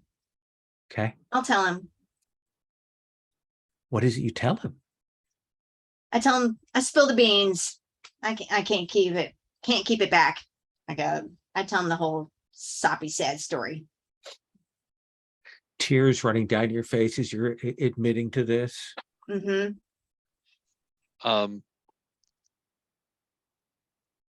to player. Okay for the embrace here. Okay. Yes. Ask first on romance. I just wanted to make sure I wasn't stepping on anything. Give you a big I embrace you. I give you a passionate embrace and say, it's all right. It's all right. We'll get through this. We'll make this okay. I think we'll cut away from there, and we'll come back to Yolanda. And in that move, I do get mechanically. I get to clear a condition. Yes. Or So. okay. So no longer caging. Yolanda, where do we see you? What are you doing? I think I'd like to maybe walk into the bar and watch the tail end of this interchange going on between Hector and Maria. Yeah, I don't think you hear what they're saying, but I think you definitely see that moment of affection, the tears on Maria's face, and Hector comforting her. What's your reaction to that? I feel like they shouldn't be having a relationship that doesn't involve me somehow. So I'm gonna go over there and do, hey, how are my 2 favorite people?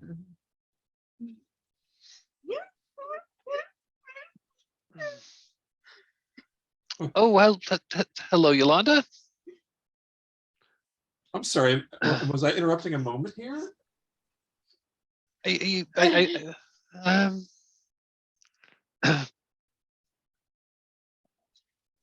I look at you with a look like yes, maybe now's not a good time. Yeah, Oh, no, I no, actually, I think we've hit a lot of Beleza movement here. You've been a big entrance. Oh, Here with I these wasn't two. gonna miss, you're right. That's true. You've entered this room ready to make a scene. Yeah, that's Uh, absolutely true. You roll a +1 for each person in the room with whom you've been intimate. Who do you think you've had had affection or had intimate moments with? I think there's an argument for both of them. Okay. I think so. So go ahead and roll with a +2.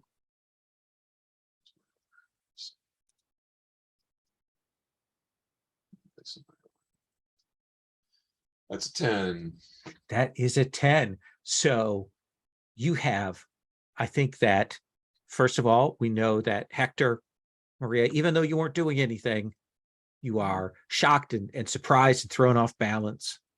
And right now, Yolanda, you've seized control of the room. You're going to get a +1 ongoing as long as you keep that attention on yourself. So what do you say to them? They can't kind of even react before you can let them have it if you wish.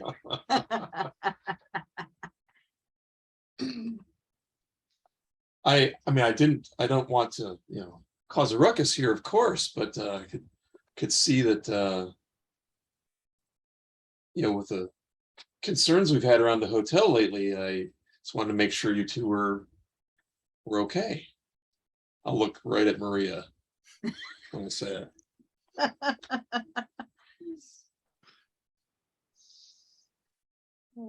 Okay. Maria's not very good at deception.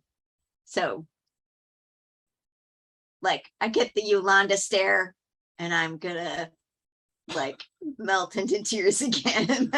Oh, Yolanda, oh, darling. Oh, there's no need to be upset. Lisa, are you deliberately trying to dig a dagger kind of into Hector here? I want to see. I'm testing him. I'm testing to see what's going on. Hector, how do you react when the dynamic changes there?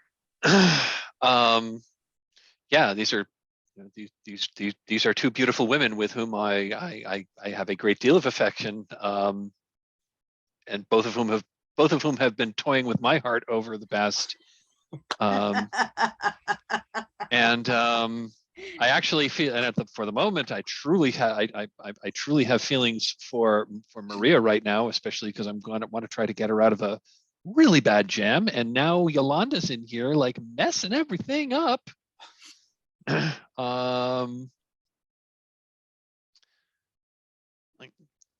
I think I'll say, Yolanda, Yolanda, you're beautiful, but we've got everything under control. And I think I am going to try to manipulate a social superior, because she's clearly a social superior to me, to try to basically, what I want to try to do with my words is convince her that we've got everything under control. She's not really needed here, and that maybe this is not a time for her. Which I know is going to go completely like that against what La Beleza wants to do, because she never wants to be. So you have hard to pin down, La Beleza. And I kind of feel like this is appropriate there, with kind of a reaction move that happens before the attempted manipulation. Does that feel right to you? Hard to pin down. Yeah, I can see that. Sure. Okay. So here's the question. Do you think that Hector's being cruel to you? No, not cruel, Okay. but we're definitely in public. Definitely in public. And what's your personal question? My personal question, what is it actually? Let's see Am I here. the center of attention? Oh, and absolutely you are. Yeah. So let's have you roll with a +2. Right.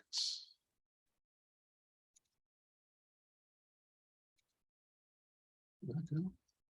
There we go. It's 13. 13. So first of all, we know that Hector's going to take a -2 trying to manipulate social superior. But even before that, Hector, you're going to have to reveal your true feelings to Yolanda.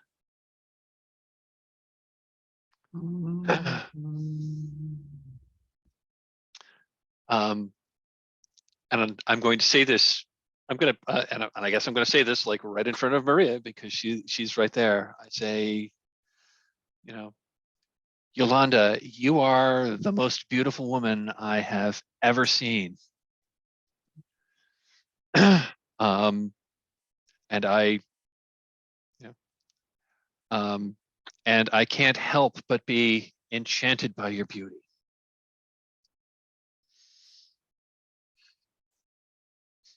But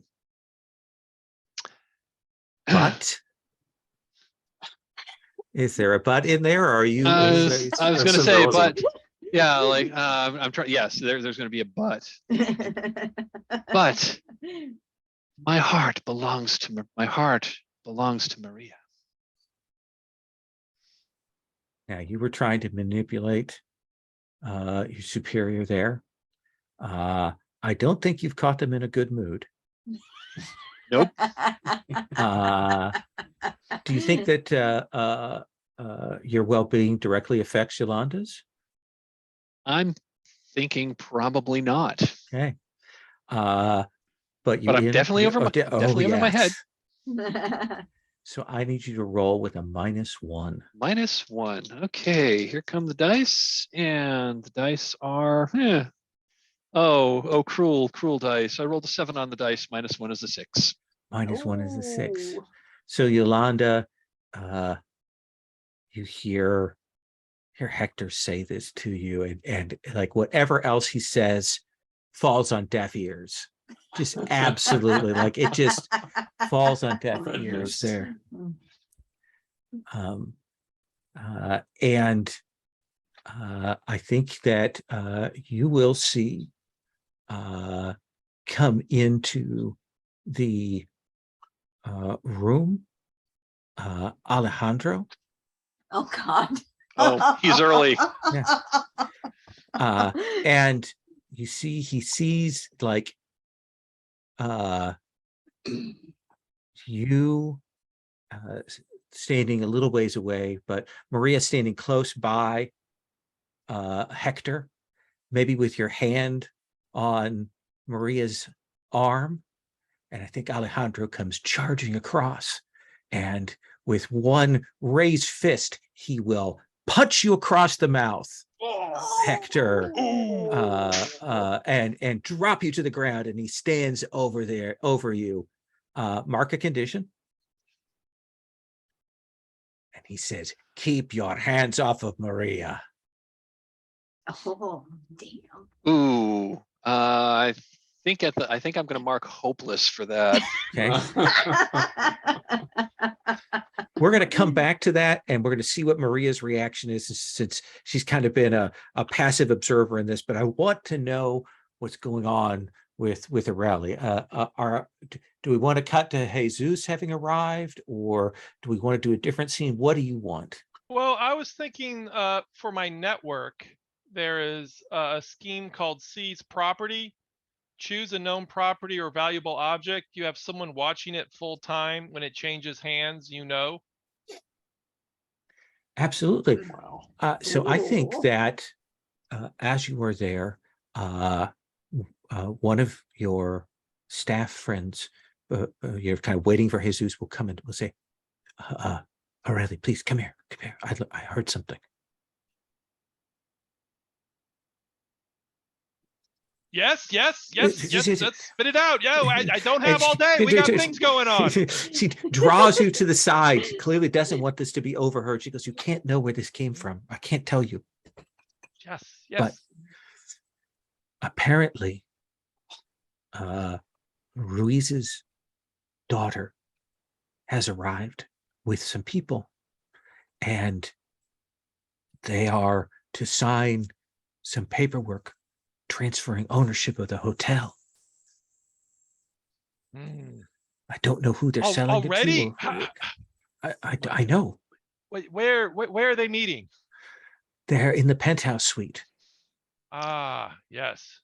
Okay. Um, yes. Thank you. I will be there.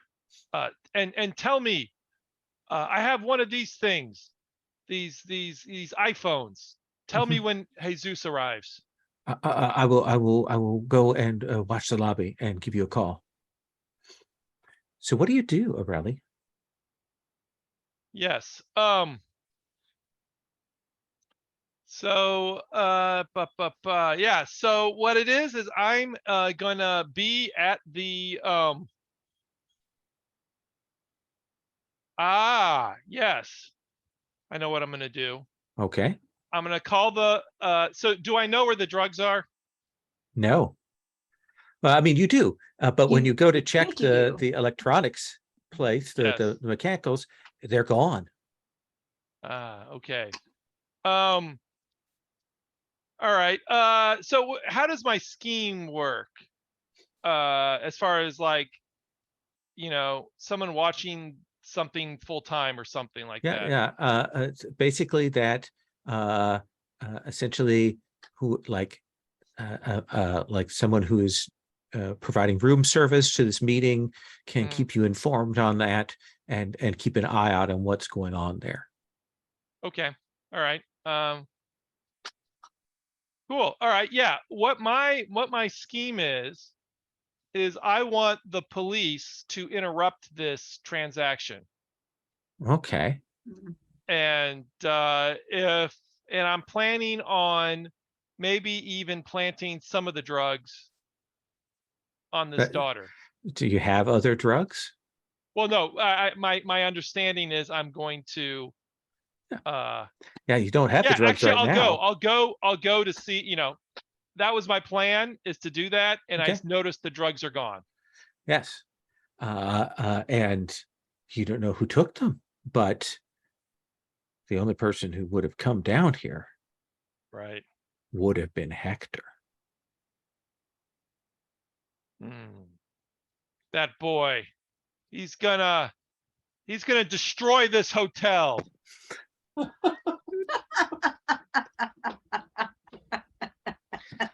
I'm on the look for Hector. Okay. So I think we cut with you on the move, looking through the hotel, trying to track Hector down. Maria Alejandra has just laid Hector out, even at the moment that Hector declared his love for you. Mhm. And Yolanda is standing there, something of an ice queen about her. Mhm. What do you do? I'll crouch down to Hector and try to pick him up. But while I'm doing that, I talk to Alejandro and say, Alejandro, why did you do that? I need you to put your focus on what is important right now. What do you think I'm doing? I'm asking for help. Have you told other people? Takes a step Okay. forward closer to you. What have you done, Maria? Look, things are a little out of control at the moment, but it's all going to be fine. It's going to be okay. The case is just a little missing, and we're trying to find it. So, Maria, it feels to me like this is either act with desperation Yeah. for you to convince, or it's trying to manipulate a superior because he's kind of in a superior position to you right now. Which do you feel like? That's a good question. I'm gonna try the manipulate a superior. Okay. You try to be a little more careful about it, trying to be a little more calculating. Mm-hmm. They are not in a good mood. No. But I do think your well-being directly Yes, affects them well, right yeah. now. Because they need information out of me. What is your playbook question? My big is this hold on. Is this going to be fun? Fun in a crazy way. Yeah, it's up to you. Do you think that Maria is this is scary or thrilling? If reading the meltdown, it kind of seems like her character boredom is the ultimate negative aspect to be.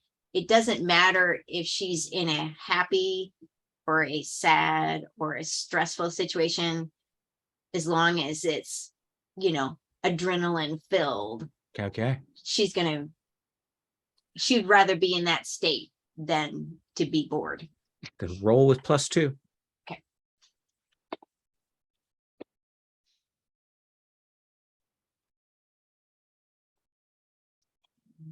Ten. So that is a 10. Steps back, looks down at Hector with a gaze of absolute disdain. And he says, "You have 1 hour. I will be out by the pool. Do you understand me?" And he turns and walks out of the bar there. And Aurelie, you come to the looking for Hector.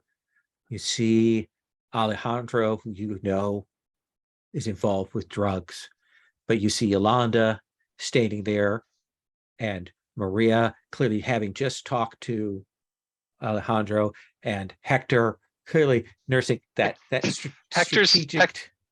Hector sits up and he's got his hand on his jaw, and he spits a tooth into his hand, and then he like grimaces as he tries to like push it back in. Maybe it'll stick. They sometimes do. Let me get Yolanda's reaction to all this, and then let's bring Aurelie onto the scene. Yeah, she's horrified, and she's really afraid that that this is all coming to a head outside of her control. What do we? Yeah, she wants to protect Maria. Mm-hmm. I think what Yolanda will do is try to raise. Let me ask you this, though. Yeah. Liza. This man that you're infatuated with just told you that he chose Maria over you. Yes, he most certainly did. Just putting that out there. Yeah, that's a back burner crisis at the moment. Fair enough. That's been lodged. It's been Okay. lodged. Yeah. Yeah. What would she do? Let's go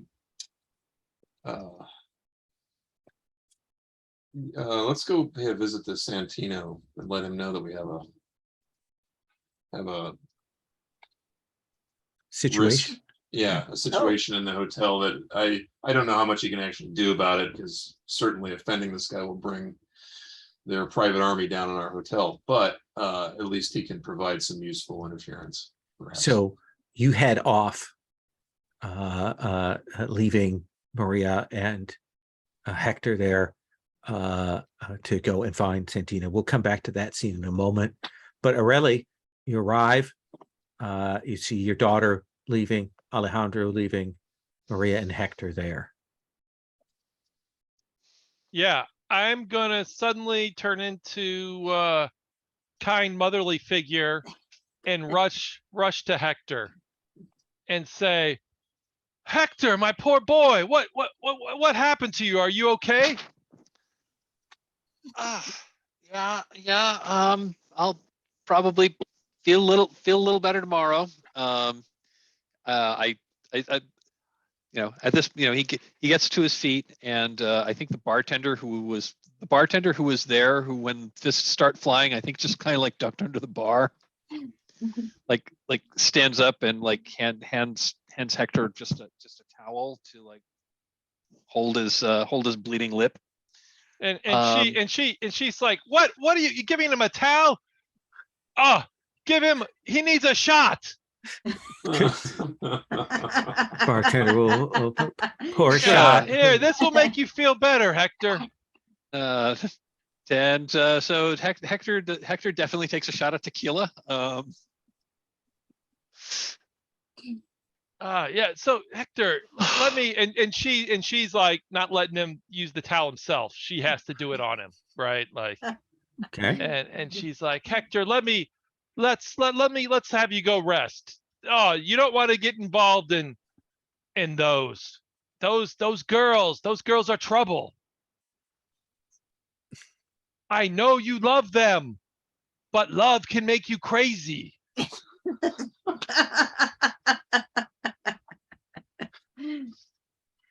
saying that right in front of Maria there, right? She's already crazy. Don't worry about them. Don't worry about them. Well, to that, Hector's absolutely going to have to stand up. He's absolutely going to have to stand up for his love and say, I know we go back a long ways, Aureli, but you can't say such things about the woman I've given my heart to.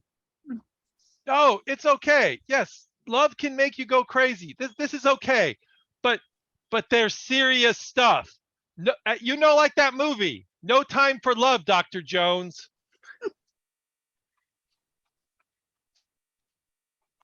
And I'll say the mechanics closet.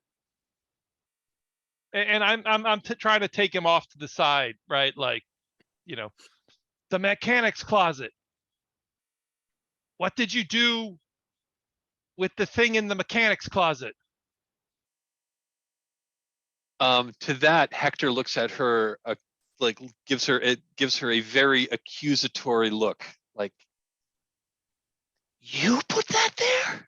No, look, I took it from Maria. If I didn't take it, she'd be in jail right now. I was protecting. Well, if she doesn't have it in an hour, she's going to be dead. No, I will take care of Alejandro. He baby. Don't worry about Alejandro. He little baby. I have the big guns coming. So, but the suitcase. I need the suitcase. The hotel depends upon it. What do you say, Hector? Maria's there behind. Okay, maybe a little dumbfounded, or are you following like uncertain? I think I am indeed totally dumbfounded. Like, what do you mean the hotel depends on it? Can I demand what you deserve? I've been at this hotel from the beginning. I built it with my bare hands. Which isn't even true, but that's what she's saying. So and I will save it at this critical juncture. Are you offering myself for Ruiz? Are you offering something in return? Kind of don't think so right now. I think they're very no, not at all. Not at all. Yeah. And I don't think they love you. I dabbed his mouth. And I think you're getting directly involved here, right? Getting directly involved? What is that? Yeah, I don't think you're keeping your hands clean on this. Yeah, but you could you are, I think, if you can do the tell me everything, I think you are playing off of their guilt a little bit, right? Yeah, that's what yeah. Yes. So you're rolling with a +1. +1. That's enough for me.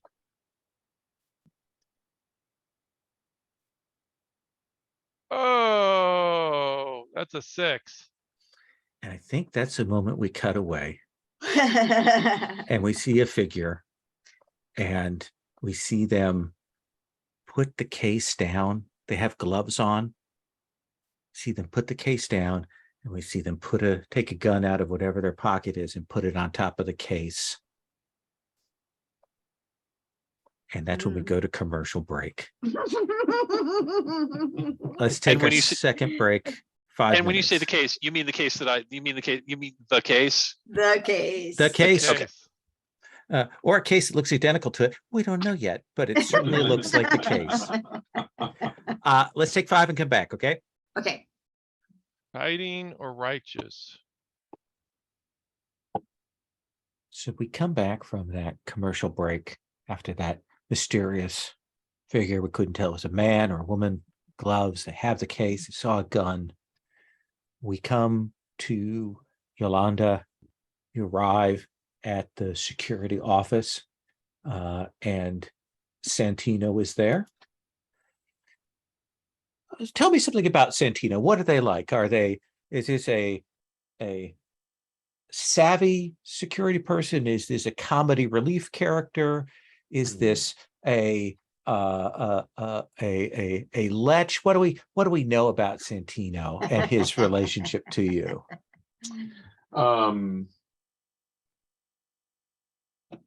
Let's say he takes his job seriously, but he's still a mall cop. Okay. Miss Yolanda, you don't usually come down here to the security offices. I know, darling, and I hate to bother you, but we have a bit of a situation at the pool. What's occurred? I haven't seen anything on the cameras. Well, Alejandro just assaulted Hector in the bar and then decided to issue a threat to one of my friends and is waiting out in the pool. Alejandro. That's correct. Who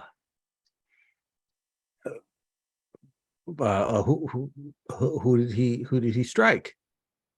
Hector, the maintenance boy. Oh, that is mere. This is certainly over exuberance on his part. I'll make sure I have one of my men go down and stay by the pool. Make sure that he doesn't get up to anything more untoward. That would be lovely. Let's not cause a scene. No. Is there anything else I can help you with, Miss Yolanda?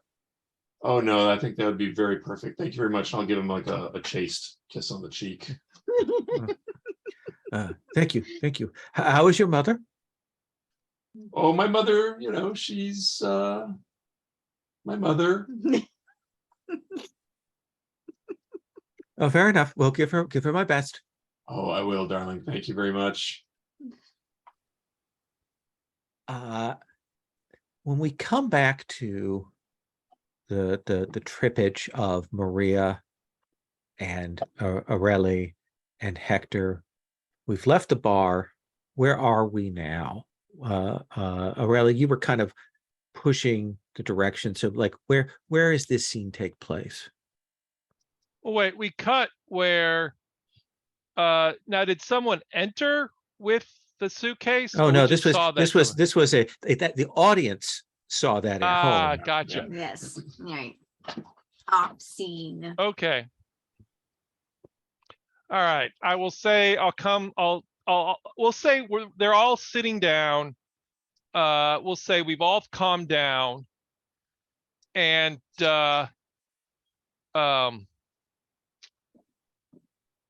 yeah, we're all sitting down in like a corner of the lounge. Okay. Right. This is the night lounge, the nightclub. No one's there.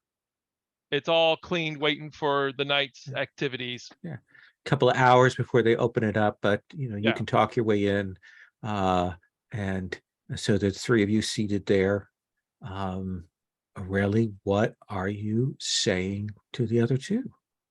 I will say, Hector, Maria, I want to help you. You're young and your life is full of potential. I don't want you to lose an eye like I did. Learn from me. Hector, Maria is very, very you know, she got her stuff in bad stuff. She not so smart, right? You love her, but she not so smart. Maria, you listen to Hector. He's smart guy. Hector, you're gonna have your hands full with this girl, okay? All right. But those drugs, I need the suitcase.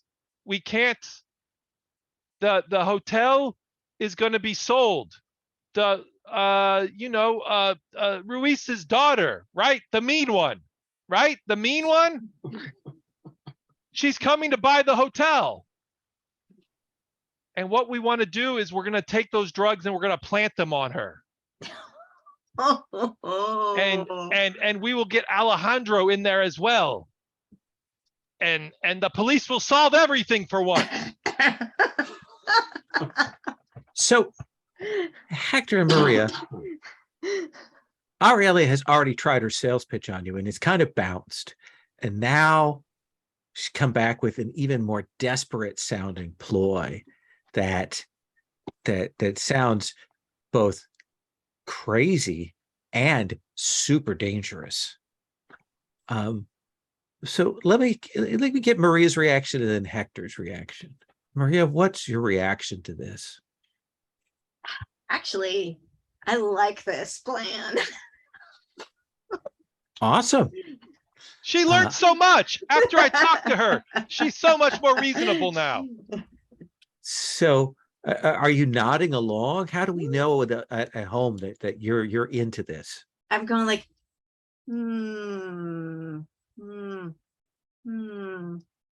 yes, I can see this. It solves all of our problems. Hector, this crazy plan has been presented to you. And there's a moment where you're maybe a little bit like, okay. And then you look up and you see that Maria is all in. How does this solve all our problems? This sounds like it's going to cause more problems. How do you know that the police aren't on Alejandro's? How do you know that the police that are going to come aren't the same police that Alejandro's like actually paying? How do you know that? Look, how are you going to plant these on any? This makes no sense. Well, I look. You tell me where the drugs are. Look, what's going to happen is, look, you know how to fix AC unit, right? You know how to fix the Wi-Fi. This is like fixing an AC and Wi-Fi unit together.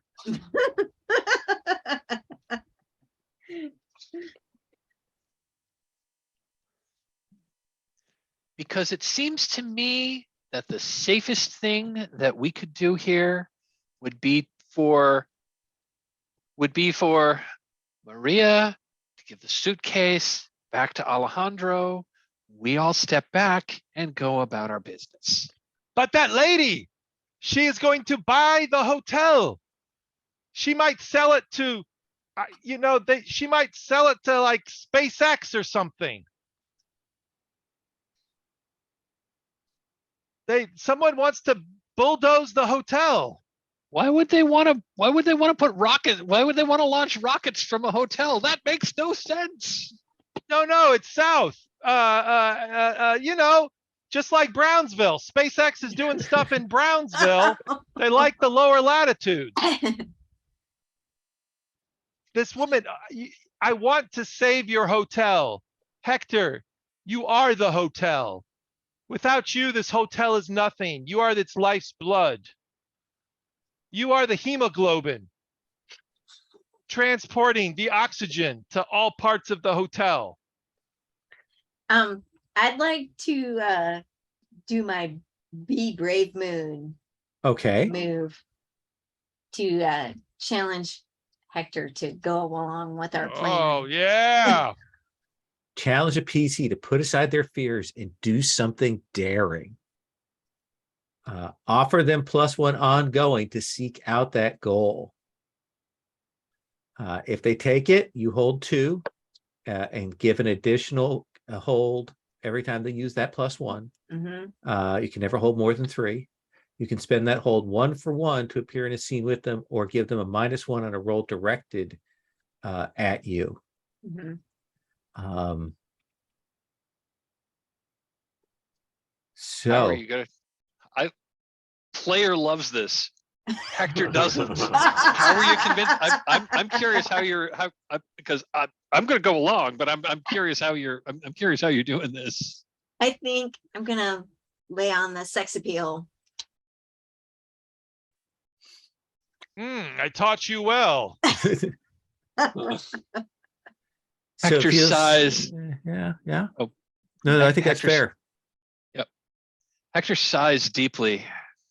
I can't believe I'm saying this, but yes, okay, let's do it.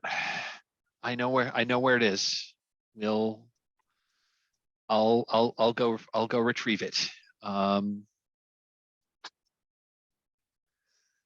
Yeah, I'll go retrieve it. And Where should we meet? Where shall we meet? Back here? No, let's they're gonna meet in that penthouse. So let's meet there and we'll make the arrangements. Wait, they're meeting at the penthouse? Yes. And just to be clear, they're already here. Oh, and they're up in the penthouse? Yes. Ah. Wait, they're here at the penthouse? Yeah, that's where they're meeting. That's where the suitcase is. At the What? penthouse? Oh my God. Okay. It was. Okay. I checked the guest book. It wasn't booked. It wasn't booked for days, and they never book it with less than 24 hours notice. I thought that was the safest place in the hotel to put it. It's not out in plain sight, of course. Let's see. I mean, Isn't this good though? We just tell the police where to look for it, and they're already in the penthouse.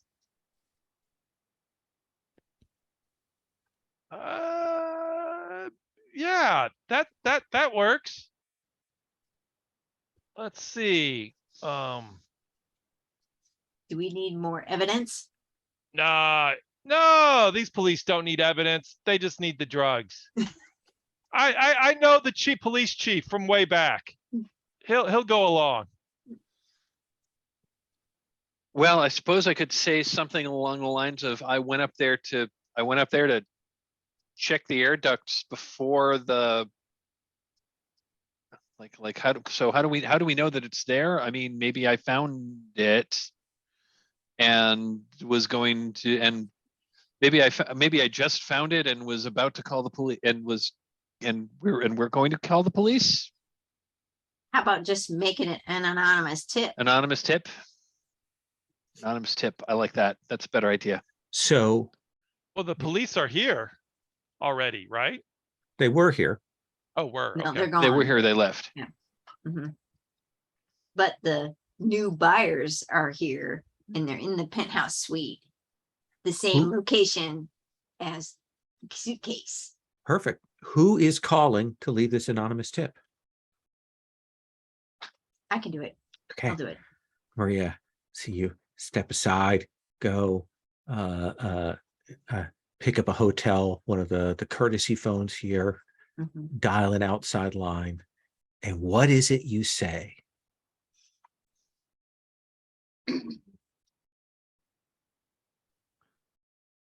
What am I, hold, am I calling the police station?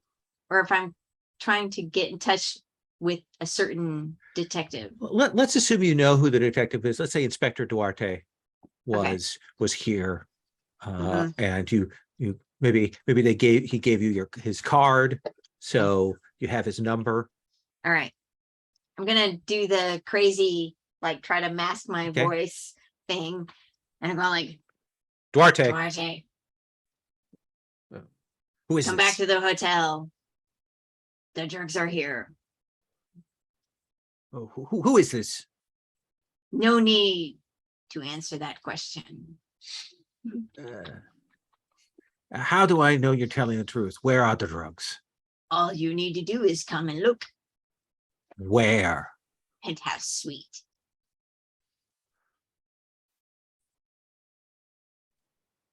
And can we say that I told you where in the penthouse suite they were hidden? Okay. Check the ductwork. All right. Mm. He hangs up. I think we see him yelling at his officers, and they're grumbling because they already got up early to go in and do the raid on the hotel, and now he's dragging them back out there. And Re-raid. Come on. It's overtime. Don't worry. Let's go. And they roll into their police cars, and we see them taking off and heading for the hotel. Yolanda, let's come back to you. Oh boy, how I messed myself up in this. I think I'm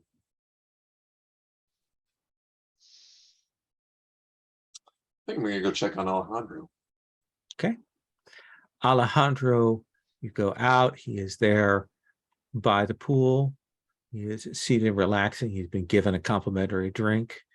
You can see that there definitely is one of Santino's security people out here, not particularly subtly, but Alejandro will see you, and he looks at you and he says, Yolanda. I see you've been treated well in the hospitality sense so far. Yes, I appreciate that. I'm gonna ratchet up the cleavage a little bit. Okay. Ratchet Uh, up or down? Well, yeah, what intensity up. Okay. Yeah. And it's, can I get you another? Certainly. If you're serving it, I'd be glad to have another. Excellent. So I guess I'll shuffle. I'll take care of the drink acquisition. Yeah. Beat that on the barman. So what have you been up to, beautiful one? Well, the hotel business has many intrigues. I do know that today. One of my jobs is to make sure that the clientele, whether they are long-term guests or short-term visitors, are well looked after and are having a good time. Did Maria send you here to calm me down? Maria, she's a child. I did give her a job and she did not carry it through. Well, yeah, maybe she deserves some censure, but I mean, she means well. You seem unusually charitable. What is it you want? Like I said, I just want to make sure everyone's getting along in the hotel space. That's part of my my remit. Mm-hmm. And then? Well, it would be helpful if we could spare a little extra time to let Maria tie up whatever her business is with you. Certainly, I would not want anything bad here to happen to the hotel. It's very important to me. Well, I appreciate that sentiment. Tell me, with the death of Mr. Ruiz, there's certainly openings for bright young things at the top of the hierarchy. Perhaps you would be interested in something like that. Well, I'm flattered. I would be. Well, there are there are changes that are coming here soon. And if you're willing to play nice with me, I can certainly play nice with you. Alejandro, you certainly know how to talk to a girl. And you know how to serve a drink. So it's all good. Whoa, rawr. Man. Oh, Whoa.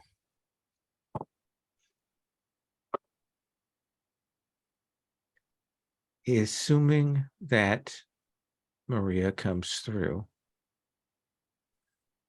then everything will be fine.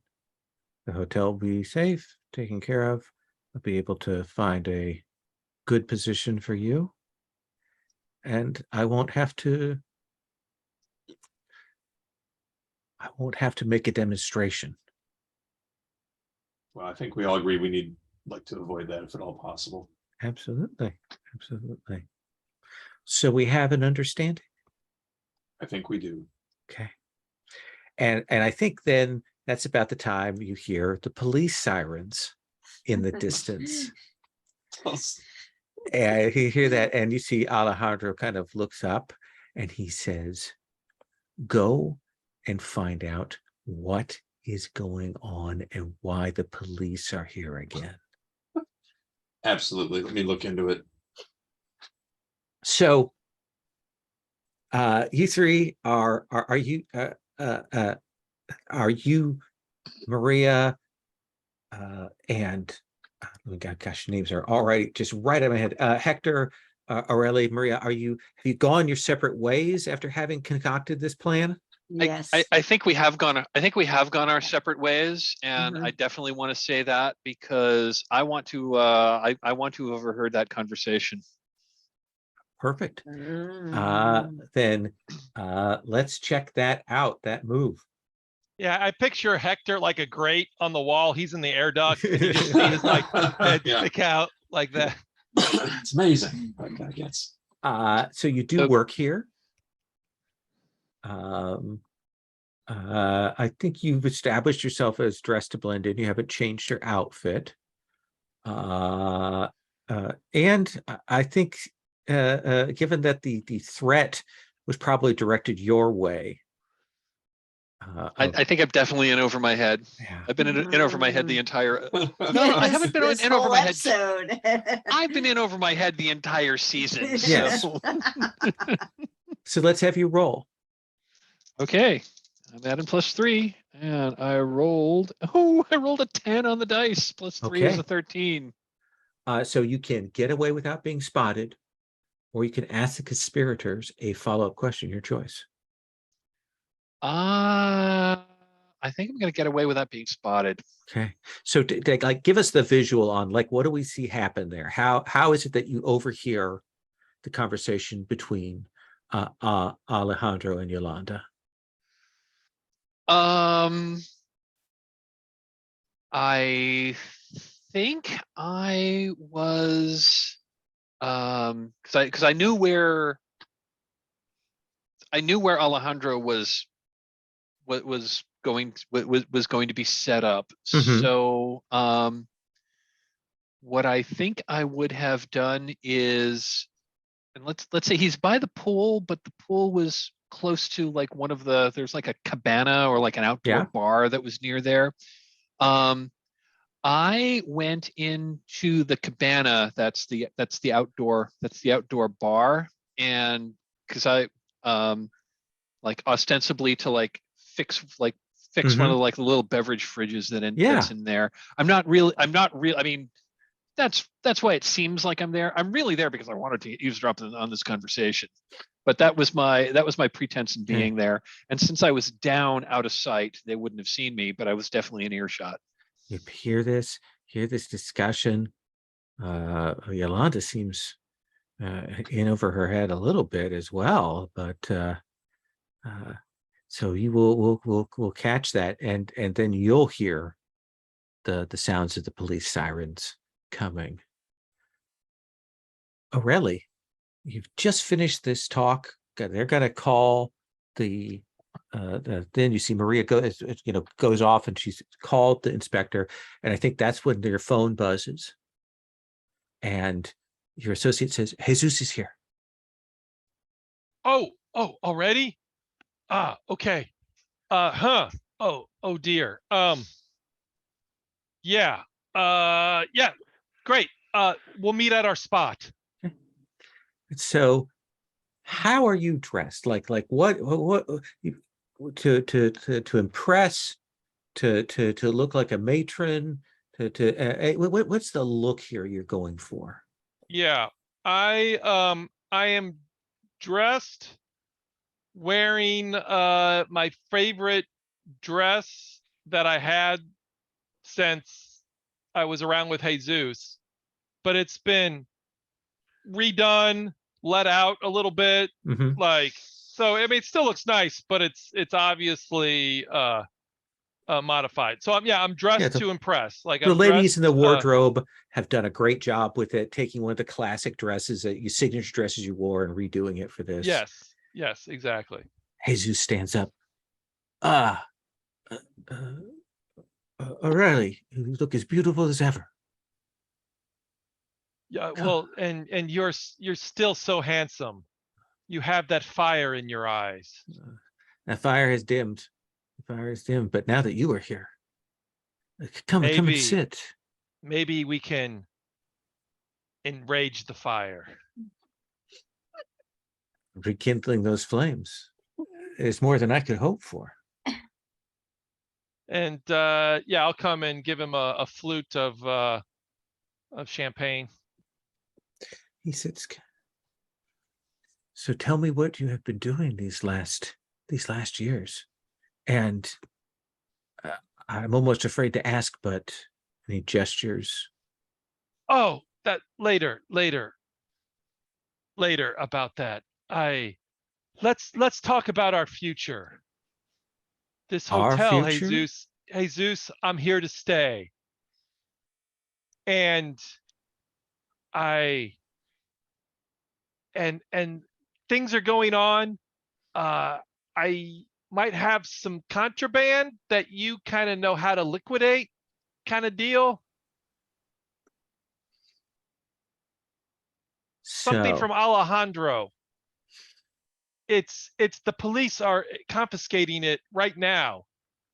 But if I could get it to you, could you turn that into you know, some money? I think that you are manipulating a superior. Oh I think dear. he's better placed than you are. All right. You've put him in a good mood, so that's Yep. definitely a +1 from that. I don't think your well-being yet directly affects theirs. What is your playbook question? Are you keeping your hands clean? Which yeah, haven't done that. Yeah, I think you've been a little hands-on. I think you're rolling with a +1. Oh, but you've got that. You do have that alternate. You do have that alternate move, Yeah, don't you? it's shaming. Are you trying to guilt him? But I say this. I wanted to drop this later, but I'll say this money is for your daughter, Yolanda. Oh, Wow. So before we go any further there, Reveal a shocking reveal a truth. shocking truth. How many conditions do you have marked? I have one. Hey, so first we're going to do this before you do the manipulate. Go ahead and roll with the roll with a +1. All right. Oh, 3.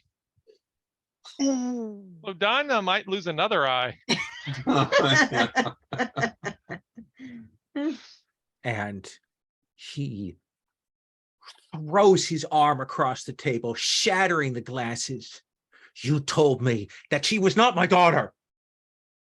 You told me. I believed you.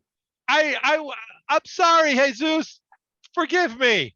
He pushes forward. He goes, you mean my daughter has been here all these years?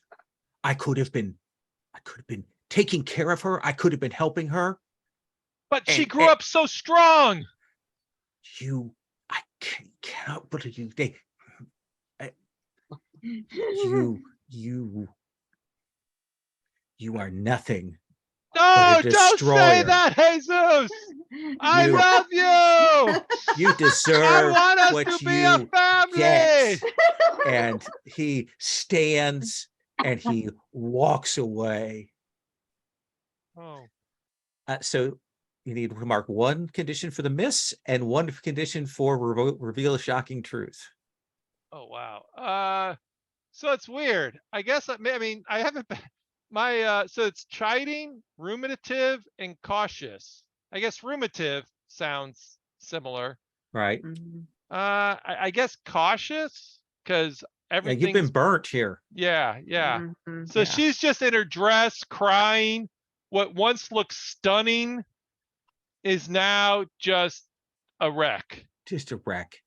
Walks away, leaves. Complete. Maria, Hmm. you're waiting.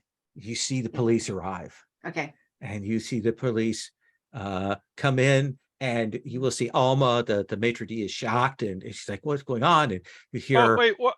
Do I need to roll for reveal a shocking truth? that was what you rolled for. Oh, that's what I rolled for. Gotcha. Yeah, because we had to Okay. do that first, and I think that kind of trumped everything. That blew up else. everything. That Yep. was- Gotcha. the All right. whole Thank you. thing. And you'll hear Alma go, "No, there's a meeting going on in the penthouse. You can't go up there. It's a big thing." And he's like, "We can go anywhere we want. We're the police." And they will storm up. He assigned some officers to stay here by the front door, other officers to watch the exits, and he goes with a team up, taking Alma with him up to this meeting. What do you do, Maria? I'm gonna sneak behind them as they Okay. walk up the staircase. Okay. So you kind of follow behind and trail in their wake. You will see the detective will knock and will throw open the door, and you will see there's a number of people there. You will recognize Mr. Ruiz's daughter, Carlotta. She is there, and it looks like there are a number of other sort of business people there, some lawyers, and she looks shocked, and she's like, "What's the meaning of this?" And you will see the detective say, "This is a raid, and stay where you are." He shouts, and they're all there's lots of shouting and recriminations and "How dare you?" and "I'll have your badge," and blah blah blah blah blah. And you see him go, and he grabs a chair, he drags it over. You see him go up, gets up to the AC unit. You see him pull open this. You see him reach in, pulls out this case, and brings it down, slams it on the table, opens it up. It'll pop open, and it is empty.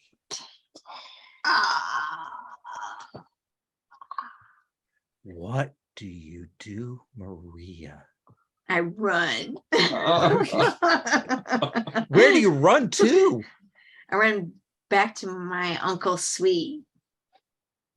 Okay, run back in there, throw open the door, slam it shut behind you. You'll hear, Maria.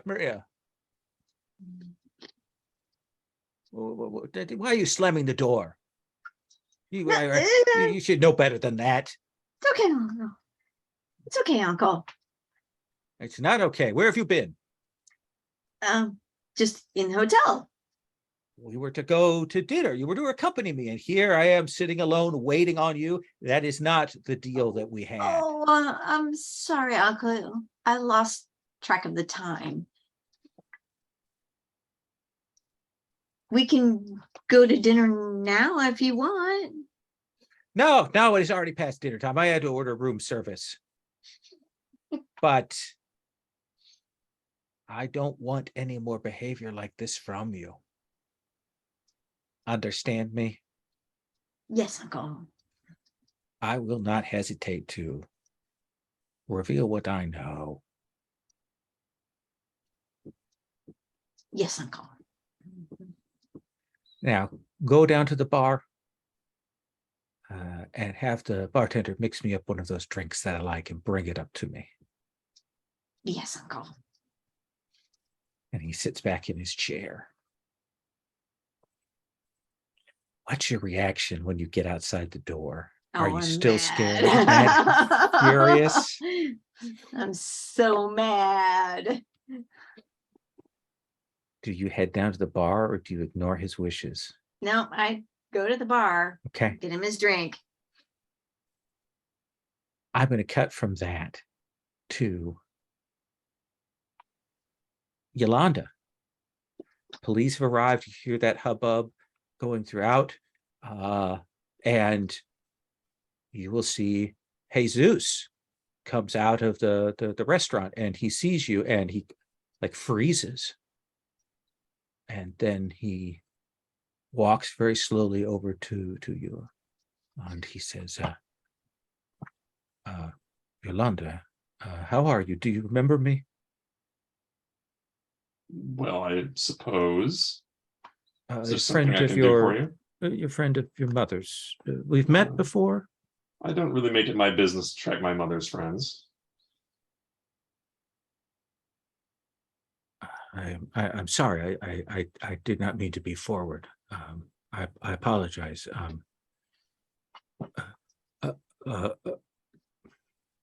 May I speak with you? Well, I suppose, yeah. But please make it quick. We have urgent business. I don't know if I can make this quick. I need to speak with you privately.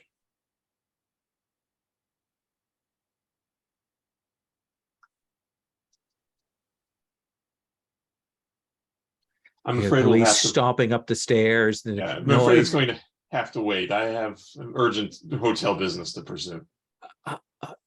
And you can walk away from him, and he'll be standing there in the lobby, watching as you walk away. What do you do, Yolanda? Yeah, I'll just dismiss him. Okay. Oh, And where do you go? That's a good question. I want to find out what this police activity is all about. So, By the time you get up there, the word is already amongst the service crowd, okay. amongst the servants and the staff. Yeah. The police came and attempted to raid a meeting. Carlotta Ruiz, she was in there with all of her business people, the important people for the hotel, and the police stormed in. They had an anonymous tip to said there were drugs there, but they found nothing. Who is calling the police into this hotel? I don't know, but this may be bad. The maitre d' Alma is up there right now trying to calm down Carlotta, but I don't know. She may fire everyone. Well, What should we do? What should we do, Yolanda? I think we should let the maitre d' take care of Carlotta. And are the police gone already? The police are like coming back down. Like Inspector Duarte is sheepish and crestfallen, and he is gathering his men back together. He has been embarrassed and humiliated twice today. I'll In the same place. Yeah, I'll intercept him on his way out and say, I take it we will not have the pleasure of your company once again today. That is, and he storms out with his men, angry.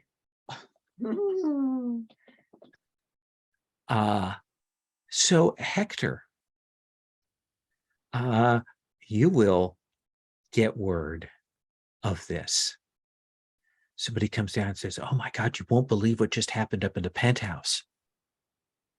The police raided it, and Miss Carlotta was up there, and there was just a massive scene, but the police found nothing."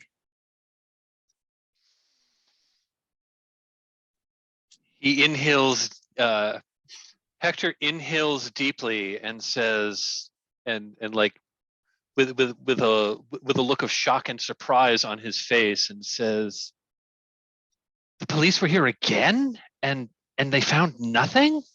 Nothing. He inhales deeply, and he just kind of like shakes his head and says, "What is this? What is this world coming? What is this hotel coming to?" And I would like to do a flashback to preparations. Okay.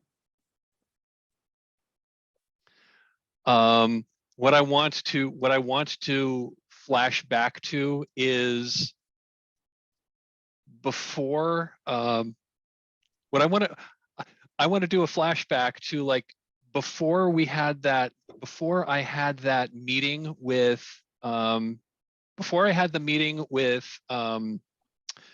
with Maria in the bar, to tell her that I knew where the drugs were. I actually do know where the drugs were, but I want to flash back again, and I'm moving the drugs again. Okay. So did you have time to? I don't think you had plenty of time to do this. I don't think I had plenty of time. And you certainly didn't have anyone looking out for you. Nope. But I'm definitely in over my head. Yes. I'm definitely in over my head. So let us have you roll. Okay, rolling +1. Ooh, oh, okay. Well, I got a 6 on the dice. +1 is a 7. So that is a 7. So mark a condition, or I tell you how your plotting is flawed, or you got caught up in another problem. I will mark a condition. I'm going to mark cagey. Okay. And yeah, I had acquired a duplicate case, and I put that one back in the deckwork in the penthouse, and I put the original case back where I'd found it. Interesting. Okay.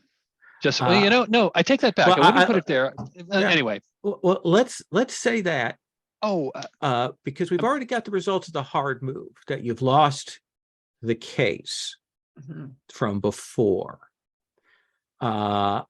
So is it that you go down to check on it and it's gone from there, or do you want something else here? What do you think?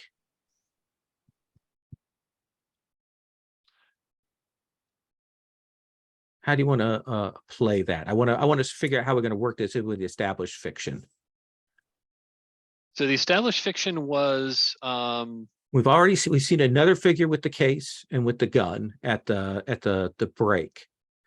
So is that a third case, or is that the case that you put, or what? How do you want to work that together?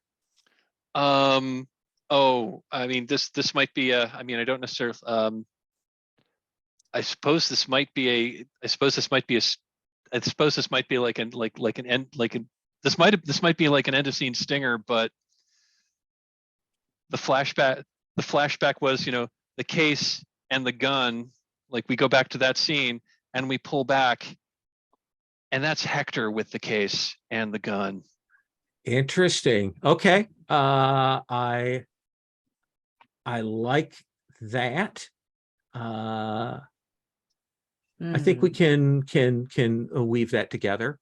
So where is the case now, Hector? The case now is in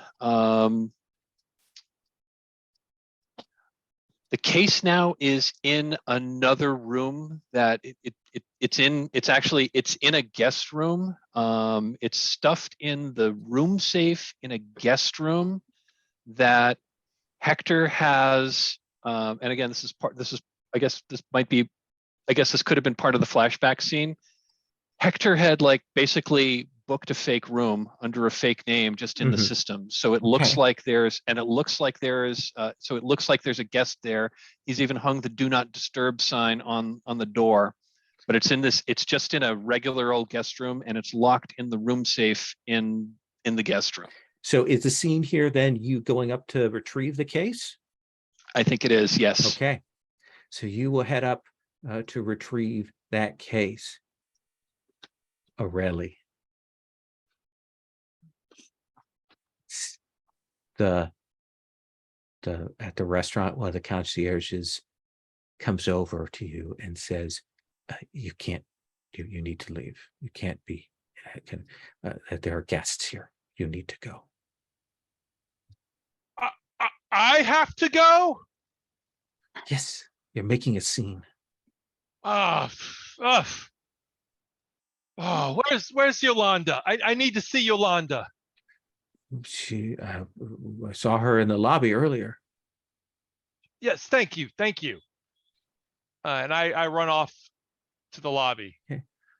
I think you see Yolanda just like poking at the police as they leave, saying the things, annoying them as they go, and kind of standing out on the front drive up of the hotel. Yolanda, you turn around and you see your mother, and she looks terrible. She just looks terrible. Her dress is torn. There's wine spilled on it. She's a mess. Wow. Oh, what happened to you? Yolanda, did Jesus talk to you? Well, I was gonna get back to him, but yeah, he spoke to me briefly. Yolanda, I should have told you earlier. What is it? You aren't adopted. What? You're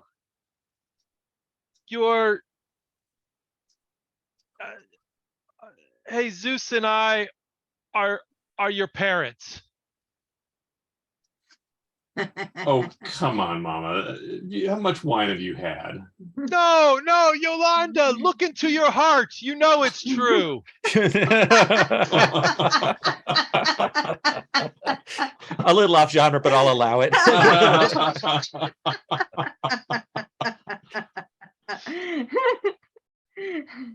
Oh, what is going on here? I can't believe this. First, the police raided our hotel twice in one day. I've screwed so many things up in my life. But you are perfect, Yolanda. Oh my, what are we gonna do with you? All right. And I just grab her, because she's so standoffish. I'm like, Yolanda, it's okay. Let it out. Let it out, Yolanda. It's okay. I'll confusedly go along with it. Okay. So you accept this. You will accept your mother's. Does this count as expressing your love passionately? So we can roll this. Let's see here. I don't think you're dressed to impress. No. I believe that the single's kind of a weird question for this, right? Yeah. but I do think in the context of this, do they believe that they're related to you? I mean, that's a kind of so I do believe that's a yes there.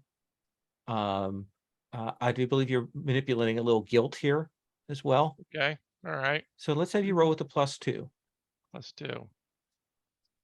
Maybe I'll roll, above a 4 one of these days. Or Yeah. A 13. What? Bam. All right, what happens? so Yolanda, do you love your mother or not? Like when it comes down to it, deep feelings, you feel that she's vulnerable, she's hurting, and you may not entirely believe, but she's saying something Right. of a truth here to you. No, I feel it. I feel like I'll grudgingly give in to the possibility. Yes. And I think there is that embrace there. And I think we see you go up and you will go and get that case out of the hotel room, right?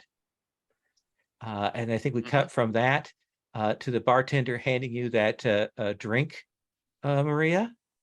And do you take it back up to your uncle?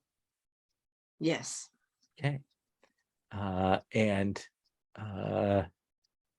he will bring it back, and he will say, there's a good girl, a dutiful niece. And he will drink it.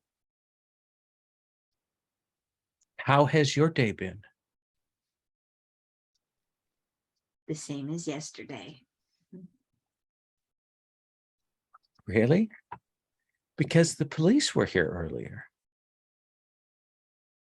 Mm.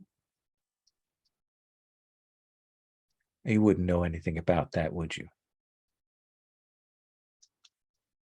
Mm-mm.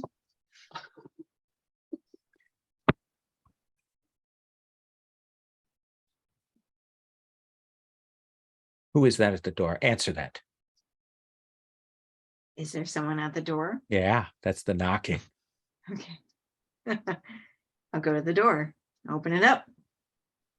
See Alejandro.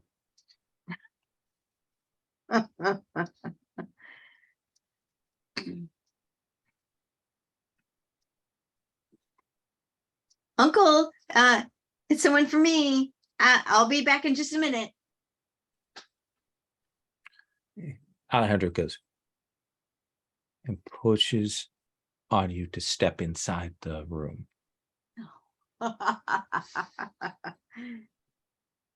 Shuts the door behind him. And you have your uncle has a suite, so he's in another part of this. Yes. Mhm. Alejandro says, "Where is the case?" I don't know. There's too many hands on this case. What do you mean you don't know? I don't know. I don't know. Who is that? Who is that there? Just a porter asking about service. Alejandro says,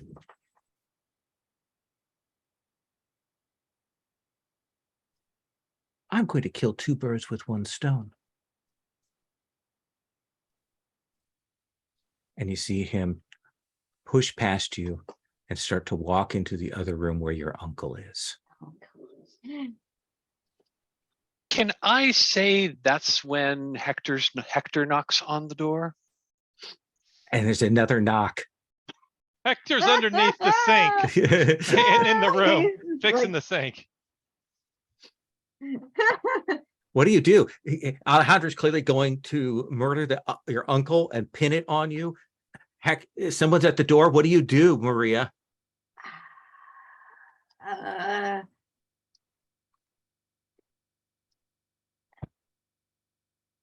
You know what? Fuck it. I'm gonna just open the door and let Alejandro and my uncle, they could kill each other for all I care. Hector, Maria Oh! throws the door open. Oh, Like, is Alejandro here? In there. I call out, Mr. Alejandro, I have something that belongs to you. And you hear, and then that kind of stops, and you hear a thud. And you see Alejandro step out. Is that my case? It is indeed, sir. Bring it to me. I do.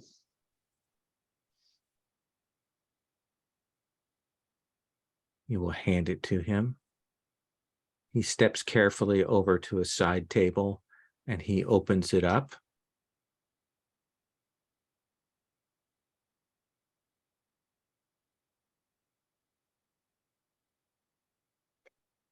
It seems to be in order.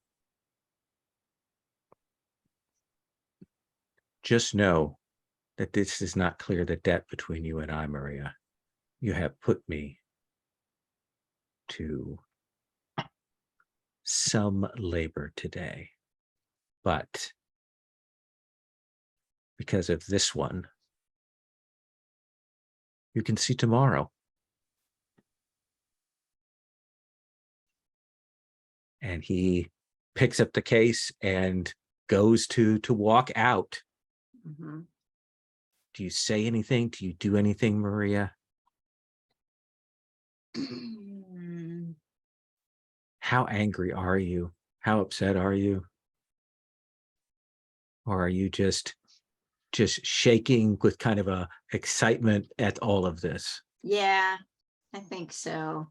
Just kind of like reveling in the adrenaline rush. And Alejandra will turn and nod and look at the two of you and walk down the hall. Hector, what do you say to Maria?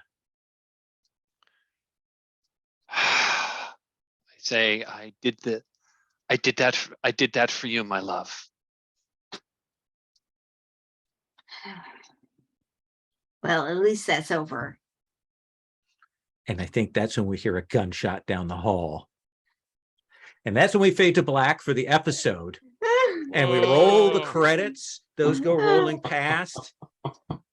We're going to see a next time on. Now, it can be a shot from the next episode or down a ways, showing us something about that. For Yolanda, at the end of this episode, was it next time on? What do we see? What scene do we see of you? I imagine seeing her off premises meeting and conniving something with Alejandro. Okay, Alejandro, is he fine? Is he intact? Is he alive? Is he wounded? Oh, that's a good question. Yeah, maybe he's a little worse for wear, but yeah, he's out for making Has it a good. scar now on his face. Mhm. Like and we cut that. We can see you doing a deal with him.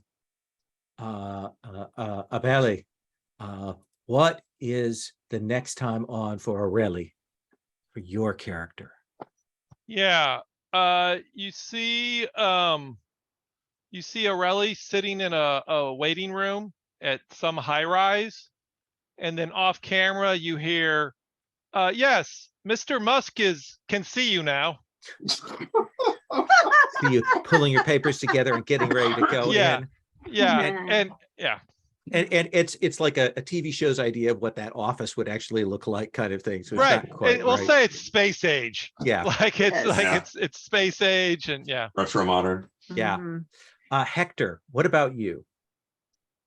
The next time on, Hector is in a police interrogation room with his hands handcuffed behind his back, and Inspector Duarte is like standing standing at the desk in front of him and is just kind of like shouting and shaking his finger at him. Absolutely. He looks furious. He's finally got at least a little bit of the upper hand here. And Maria, what is the next time on for you? Maria is in her room. It's dark with a little shaft of light, and she's cleaning a gun. Whoa. Nice. Maria's off the rails. Nice. Mhm, mhm. And that's our episode. That's our series. That is Pasión de la Pasiones. Thank you all very much. I'd like to do a quick round of stars. Anything you want to give shout outs to, people's play, things like that. I enjoyed the characters. The Vividor was really interesting. It was the first time I'd seen that, Mindy. So that was really cool. Mhm. I also liked often with the La Empleada. I've almost always seen them played as women, so it's really interesting to see a male version of that, kind of change up some of the gender roles. And that was actually one of the best beauties. Like a lot of times, the beauty is super self-indulgent. And I thought this was a really good, even balanced version of that.